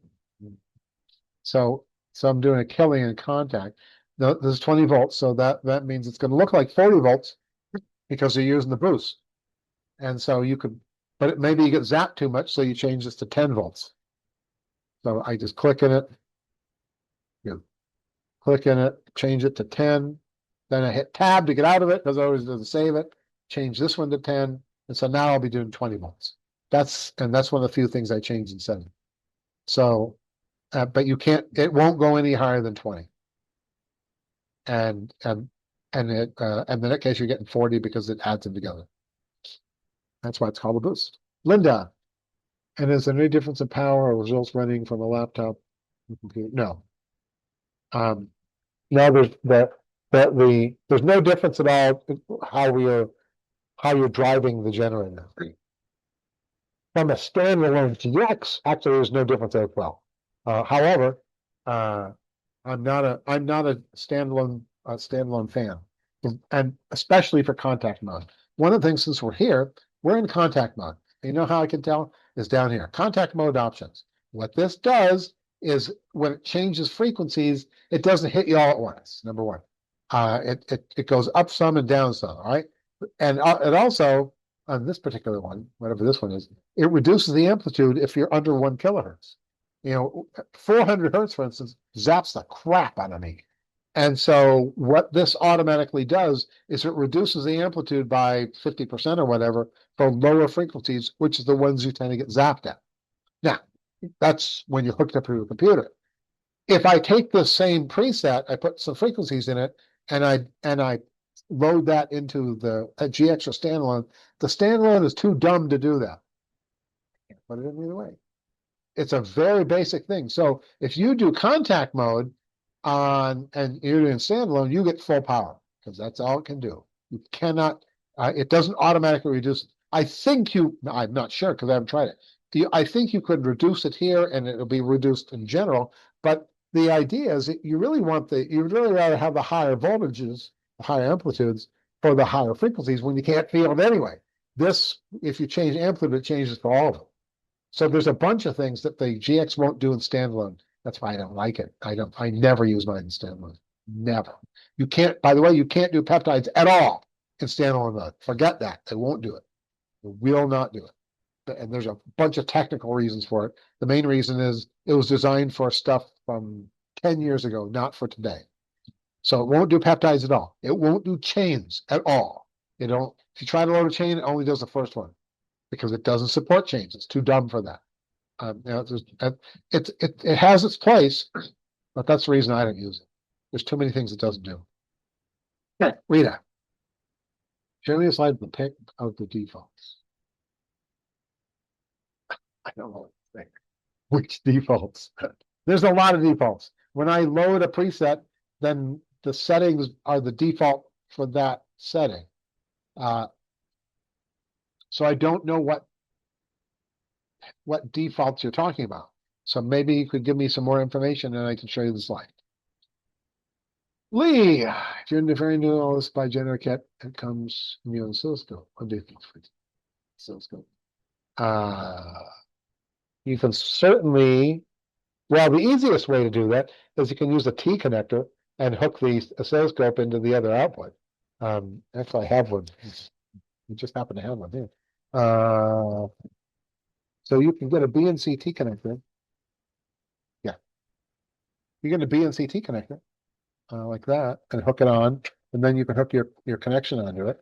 I don't know why you'd want to do that, but that's the way you do it. Is you use some sort of T connector you can see because you need it under a load as well. Looking at stuff without a load is not the same as if it's actually doing something. So but that's what you do. Use a T connector, and that way you can hook that into your oscilloscope at the same time. Robin, how do I transfer spooky info from my desktop onto my new laptop? Okay, yes, I can do that. All right. So back to here. I'm in the right one. So what you're going to do is you're going to copy these two folders and these two files to a thumb drive. And so and I can't demonstrate that because I don't have a thumb drive on my computer at the moment. So, and if you don't know how to do that, send me an email and I'll cough something up for you to show you exactly how to do that. And it sounds like I need to do that anyway. So I can provide that somewhere so you can see it. But yes, you need this folder, this folder, this file, and this file. You're essentially going to copy those from your desktop onto the laptop.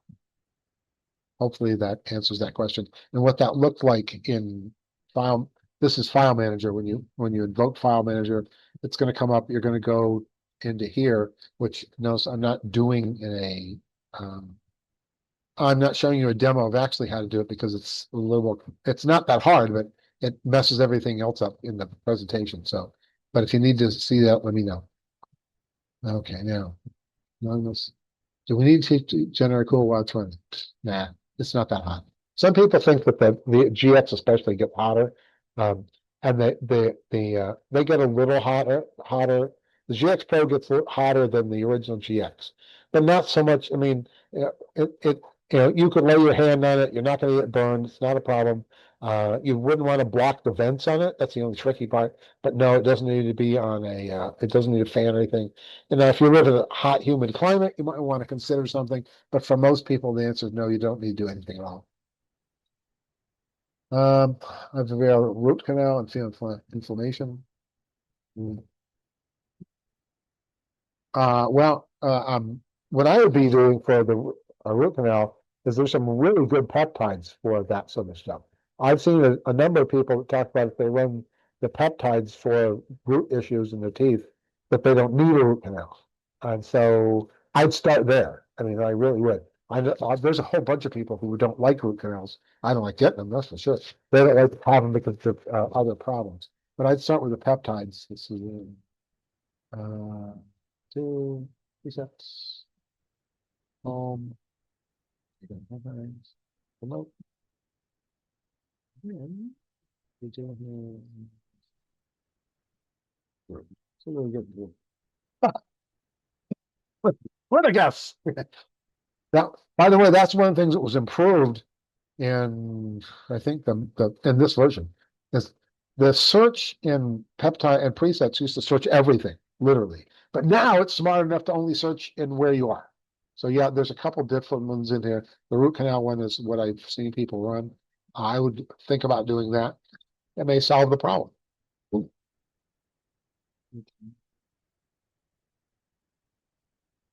I would do that. I try that for a few weeks and see if it's helping, unless you have a really serious problem that you have just got to get taken care of immediately. Uh, but I'd still run this, by the way, because that way that help with any possible infection or anything. Okay, Svetlana.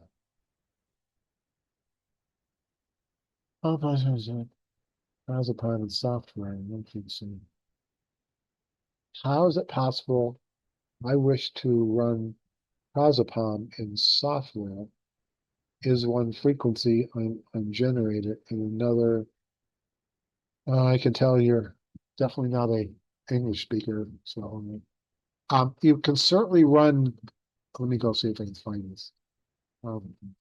So if we go in here, go into programs, and then look at molecular weight on, because I don't want to search them all. So I'm going to select that, and this is PRAZ. Scroll this down. Oh, this thing. Okay. So if you want to run that, I go to presets, yeah, remote, yeah, remote, oops, scanner, sorry, remote, and then this would be a MW emulate, and I like the 20-volt version. So that's the molecular emulate. I'm going to go back to programs. I'm going to add that. I double click on that to add it to one of the programs. Then I can run that on any generator that wasn't in use. And then I can do whatever I want with the other generator. I mean, I think that's what you want to do. So it's going to run, it's a remote, it'll run 24/7. That's how I do that. And you can do whatever you want in the other generator. Okay, Jennifer. No problem, Jennifer. I'm glad I can help. Claudia, how can I erase a program with full-loaded JXL? Well, actually, and I can do this here. Let's see. If I go in here, what was this? Yes, I can do this. So I have this running on generator 4. I can actually go out and say, I want to load this. Can we use? Oh, it's because it's running. Stop it. Then I've got it in the generator. Then I can do a load. And all you have to do is double click on where to, it'll, if it was full, let's see, since I'm in, I don't know if it's smart enough to let me do this. No, it's not, it's in test mode. If you just double click on where you want to go, it'll overwrite what's there. You don't need to erase it. That's one of the natures of part of Spooky. You usually don't have to erase anything. Any of these erase buttons in here come from the time before time when you actually there weren't presets and stuff. Now presets wipe out everything. So in this case, you can just double click on it and it should just overwrite. And I've done it before, so that should work for you. All right. Can you run biofeedback with an XM generator on scalar? Okay. Well, for your first question is yes. Yeah, you can do that. That's no problem. Yes. Well, let me rephrase that. The answer to that is sort of. Can you run in order to do a biofeedback, you must use a GX generator with the scalar. You have no choice. You must do it, and it takes both generators because of the way the scalar works. So you need to use a GX for that. Now the results from it, you can run results on anything, and it can be on the scalar, it can be on remote, whatever you want.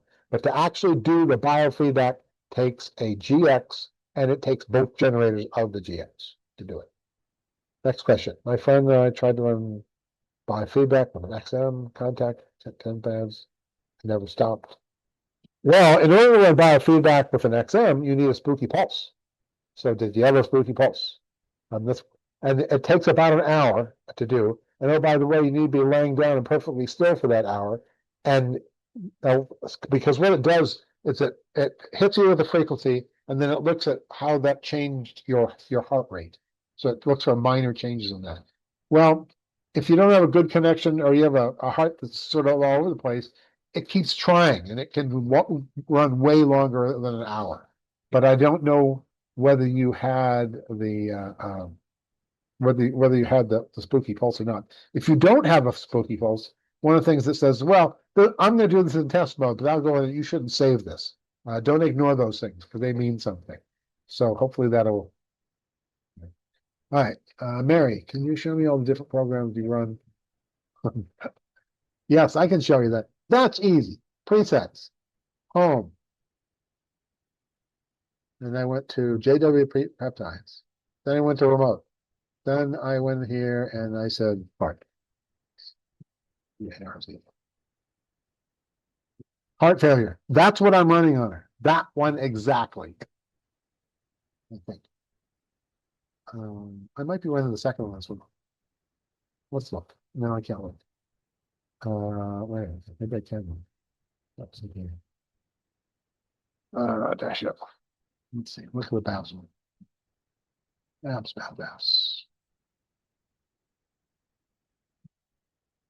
No, I'm just showing the heart failure. It's the only one I'm on. I, I can't tell you how it works or why it works so well, but it's a very simple one. And a lot of peptides work that way. It's just run this. It's great to run others if they need them to help, but a lot of times you can just run the one and that's it. So that's what I'm doing for Babs. Donna, I'm super new, don't have equipment yet. Can you explain stickers? Do they work for paint? Yes, they do. Can you define for a person's paint instead of general paint? Yes, you can. So what stickers are, this is what I use. There it is.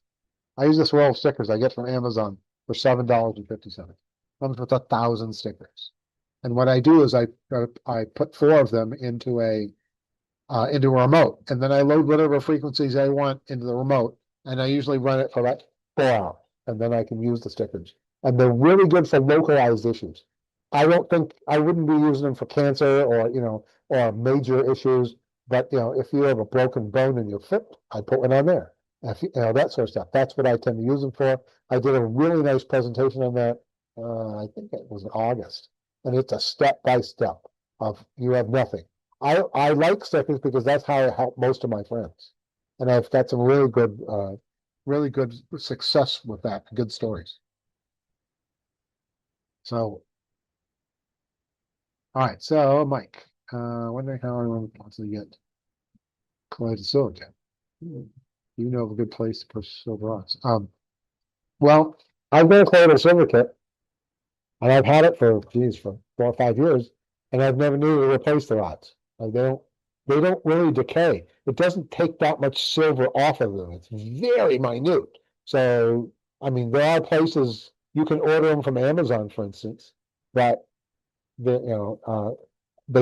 just don't, you know, they don't go bad. I mean, if I was making it 24 hours a day, 7 days a week, 365 days a year, maybe, but I've never, nothing, I've had mine for years and they've never degraded at all. Mike, I don't know what they're, I don't know. What equipment do you imprint stickers? You need a generator, a boost, and a remote, and you need the Spooky software. That's all you need to do print stickers. So that works really well for that. John, when I print things, are they more effective by making them on scalar? No, I don't think so. I like them on the remote. I've done some imprinting with the scale. I haven't been nothing major. I like the remote because I have more than one generator I can do, and it takes a couple hours. So I mean, you can try it, but and if you watch my if you watch my imprinting one, again, I do basic stuff. I talk. Oh, you can imprint crystals. You can imprint water. You can. I don't demonstrate anything. Here's 4 stickers. Here's how to do it. Because once you know how to do that, then I want to try this with crystals or whatever. It's a lot easier. But the only thing I ever use for imprinting, well, that's not true. I use the remote for most of it, but I also use the coil. I imprint. What is it? I imprint 2 ounces of coconut oil, fractionated coconut oil, with pain stuff, but that takes about 3 days to do that. I use a coil for that. But those are the only 2 things I've ever really done with imprinting. Oh, that's an interesting one. So somebody typed in treating chronic kidney disease. Well, what I do for that is I go to I'm here in peptides now, literally kidney.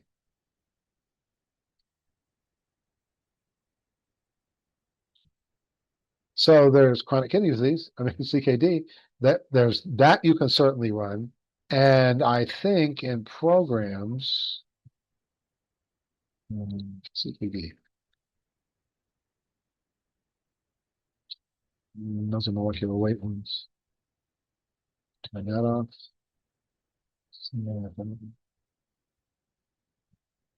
There's certain ones I like, but none of them are chronic kidney. So let's see. Bright system, cancer, cancer. Let's see what's in here.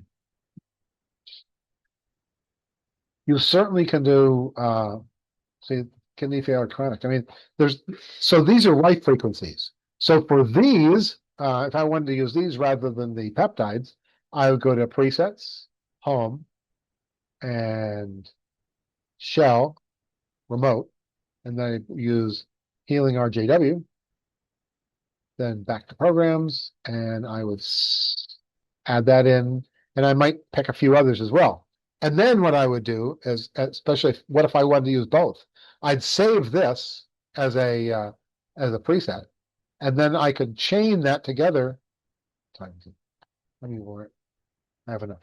Okay, so I've done this. So when I have this, we're going to do. I want to save this, and I'm going to put this into my test one. Test, and we're going to say we're going to make this CKD frequencies, so I know what it is. So I'm just going to save that. It's not the naming convention I normally use, but I want it. So this is a frequency one for kidney failure. Okay. But if I wanted to run that and I wanted to run the JW peptides one, remote kidney. So I want to do chronic kidney disease, CKD. I could add that to presets. With that. Then I could go get the one I saved here in my user directory. That was in test. Then this one, I got it here. So now I've got two things in here. I saved this using this one down here. And we're going to go back to test because I can get away from everybody else. Test. And we're going to call this CKD chain. Make it easier. I want to go use it. Click on my user again. Again, in test because that's where I'm putting it. CKD chain. Notice it's got both of these in that. And I have to do it this way. I can't add the frequencies to the peptide preset, and I can't, there are no, I can't get to the frequencies for this. So I have to do a chain for them. And then I can go to the control tab. I can stick them in any generator I want. I can do a start on it. And I'll show you a couple things about this. Number one, you notice this is the CKD. This is the one that's a peptide. But that's all it shows. However, if I look down here in presets, that's one of two. When it goes to the second one after about 42 minutes, then the name of that one will show up here. So that's important to realize. And these are remotes. They will run forever. Hopefully that'll answer your question, John. I've done training a few times. Past 11 days, I did 2 detox programs. And peptides did not feel much. Support told me it's doing good, so I did tell 6 days. Okay. Not everybody feels anything from doing detox. It depends on your situation and what it needs to get out. Maybe you're pretty clean, and so it wasn't a problem. I don't know.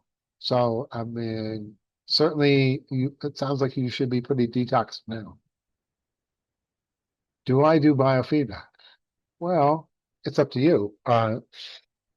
What most people do, because I did this in my March presentation, is once you have everything installed, you might want to watch the March presentation, because I said, okay, now what the basis of that presentation was, you've installed your Spooky and everything's up and running, and you've run terrain. What do I do next? Which sounds like where you are. Well, for most people, the answer to that is, well, why did you buy the Spooky? If you bought it because you have cancer, you want to start treating cancer, or you bought it because you have, you have whatever problem. But for some people, it's like, well, I want general health or whatever. Then that's a good time to do biofeedback. Or if you do have a disease, to do biofeedback and treat for that. So you can if you want. I think it's a good idea that most of the people who have been around for a while tend to do a biofeedback about once a week and then run the results of that for a week. And of course, that ties up a generator. So it's good for Spooky because they sell more generators that way. But that's what they tend to do. So it's a good approach for general stuff.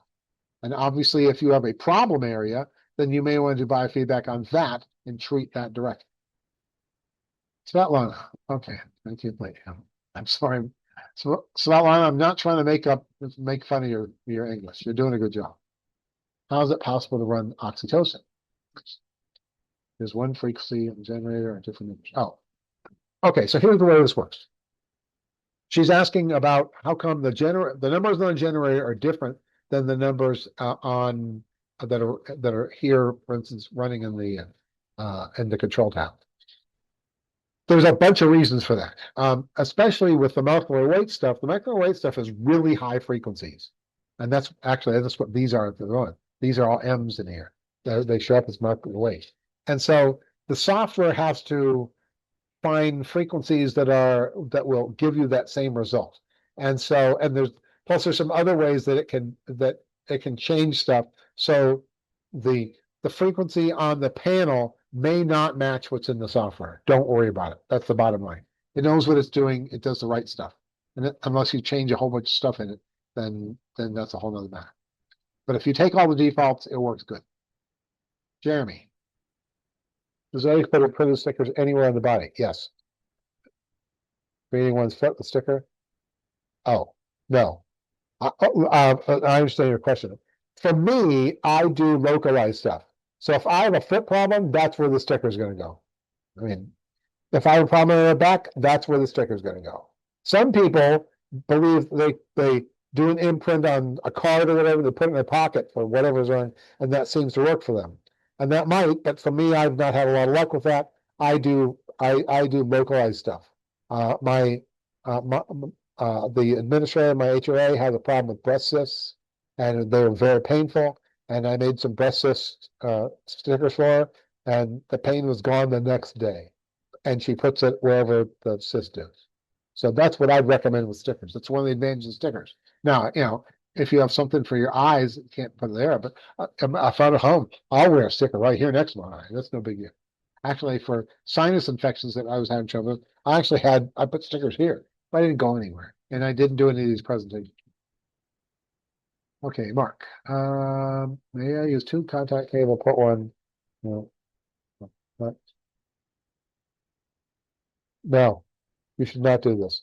You should only use tens cables one set at any given time. So the question was, can I use two tens cables, one on each, or one set on each knee? And the answer is no, you shouldn't do that. What I'd recommend if you have knee problems, I'd run a knee thing in the morning on the left knee and then again at night on the right knee, unless you want to do with them both.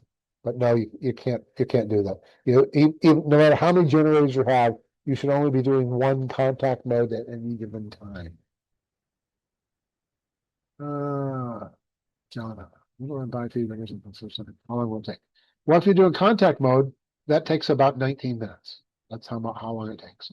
There's of course, I have a couple different videos on that. I've done full sessions on it, as well as a quick demo of how to do it, which the demo took about 5 minutes. So it's actually very easy to do. Donna, my BFE comes with 20 hits. That's because you're doing a scalar biofeedback. The scalar biofeedback, the default is 20.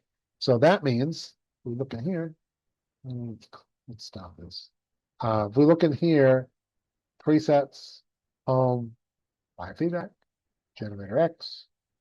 And we're going to do a general biofeedback scan. By the way, I don't use baseline. So if you have that question, and most people I knew don't bother with baselines. I know when they came out, they're supposed to be great things to slice bed, but that never seemed to happen. Override generator 4. So notice it's going to do 10. That's what it's going to do. That's the default. You can change that. If you want to see 20, you can change that. But the default for normal contact stuff is 10. But if I go in here, back home, and I say biofeedback and scalar, and then I think I want, man, I hate this thing. I want the master, I think. I have a really nice video on how I'm doing that as well, because I don't do it often enough, and it's super confusing to me. Notice max is defined 20. So I assume that's why you get 20, because that's what the scalar is set up to do. I don't have any more open questions. How many people? So still have 135 on. Okay, so it's now time. If you have any questions, you need to. we're going to be going pretty soon. It's 9 o'clock. So this is the time. If you have any more questions you want to do, so I'm just looking in here. Spooky group presentation. Recording will stop in 2 minutes. Oh, that's for somebody else. That's for Fireflies.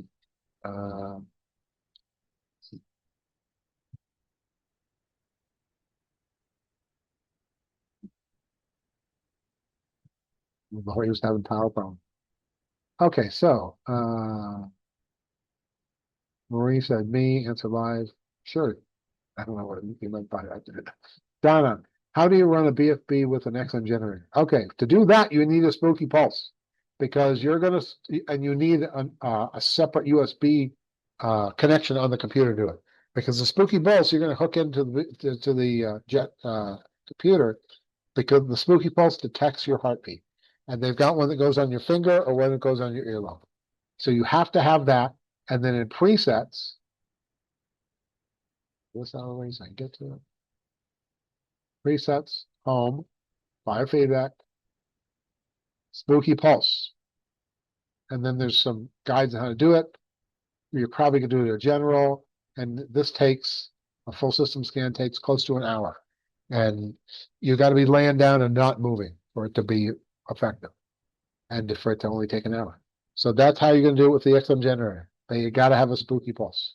Because all the generator does is send frequencies. That's all it does. But the actual detection is based on your pulse. Svetlana, thank you. I have a problem with kidneys.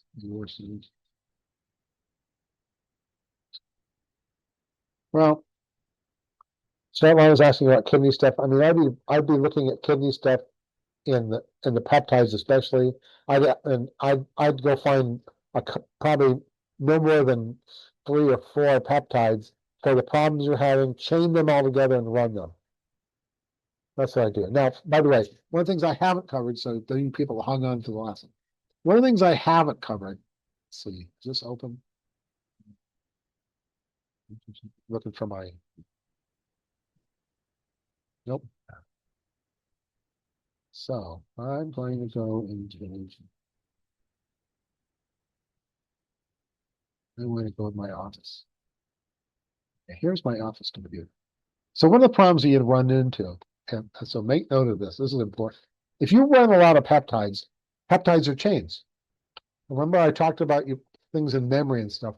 Well, one of the fun things that's a quirk, right? I'm being kind, in Spooky, is when I'm running a peptide, like this one, it's probably a peptide. What happens is this peptide, the one that's running right now, runs for 22 minutes. Okay. After 22 minutes, it's going to go to the next peptide. When it does that, anything I haven't saved is going to get overwritten when it loads the peptide. So the way you find out about that is you don't realize that happened. You go to save something and you're going, well, wait a minute. I was running something for heart failure, but when I load it, it's for dog teeth tartar. Literally. That's happened to be a lot. If you're running a bunch of peptides or any peptides in a chain, there's a chain only issue. What you need to do is go into global. It's global up here.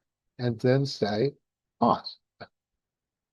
That will pause all your generators just where they are. Then you can go build your stuff to your heart's content and save it, whatever you're going to do, and you don't have to worry about your stuff getting overwritten. And then when you're done, and you've done everything you need to, back to global and say unpause. And everything just picks up back up.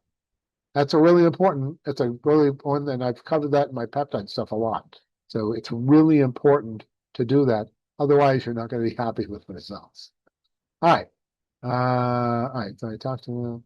So May, clarifying peptides, you can add another peptide. Yes, you can chain anything together. Actually, the reason chains were created had to do especially with things like terrain, where some of terrain is killing because it's killing, whatever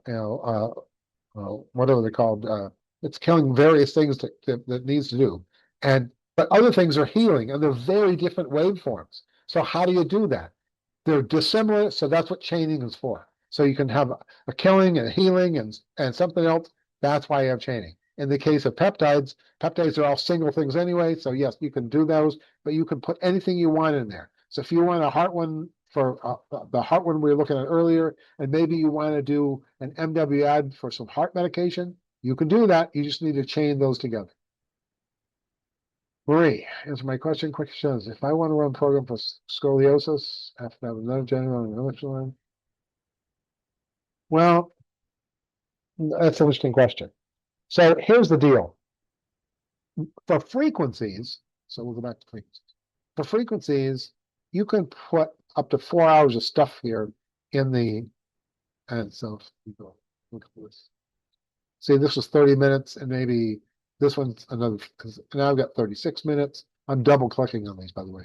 Now I've got 57 minutes. All right, so you can do that, and the rule of thumb is don't do more than 4 hours. Can they be dissimilar? Yes, they can. They don't have to be for the same thing. Here's the problem with that, and this is a operational thing, is yes, you can do that, and that may work for you, but what works and what doesn't. But so you can mix things. That's not a problem. And you can mix things with peptides as well. I'm going to work on kidneys and eyes, and I'm going to chain them together. That's possible to do. But the more things you chain together, the less often you're hitting the frequencies. Keep that in mind. So in the case of we did the stuff with kidney failure, and this is going to hit, because this is a 30-minute, this is going to hit 48 times in a 24-hour period. If I add this to it, kidney insufficiency, now this whole thing runs an hour and 30 minutes. It's going to hit each frequency less time. Is that good or bad? Depends on you. But that's what you have to consider. Jeremy, sorry, sticker placement. Sticker placement, I stick them where I need the whatever's I'm working on. Now, if I have a broken bone, which I've had in my foot, that's where the sticker went. So I put it over the area. I'm not a believer in, I can put it on my hand to treat my foot. Sorry, but some people do that.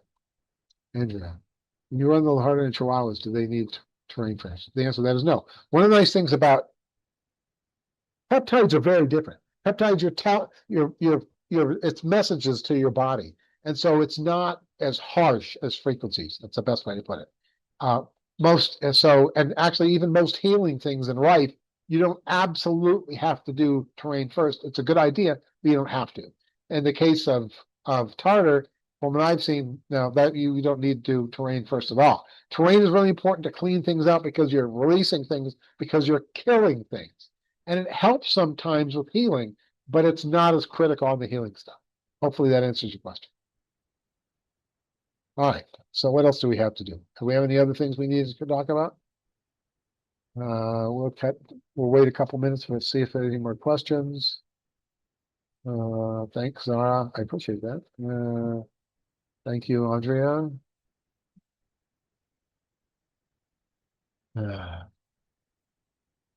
I think we're caught up.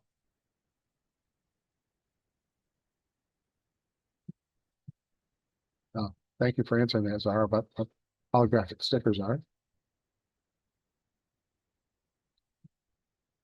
Yeah, there's a lot of really good presentations on holographic stickers. They're very popular and they're cheap and they work. Okay, I think that's it for the night. So thank you, Lee. I appreciate it. Thank you. You can feel free to email me. That way we can use Google Translate. Let's see. Anything else? If not, I think we're done. Answered 92 questions. How many people we still have on? 724 people. All right.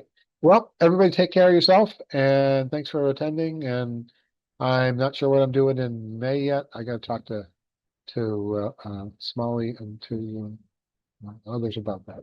Thanks a lot, and we will see you later. Stop the share. Good night.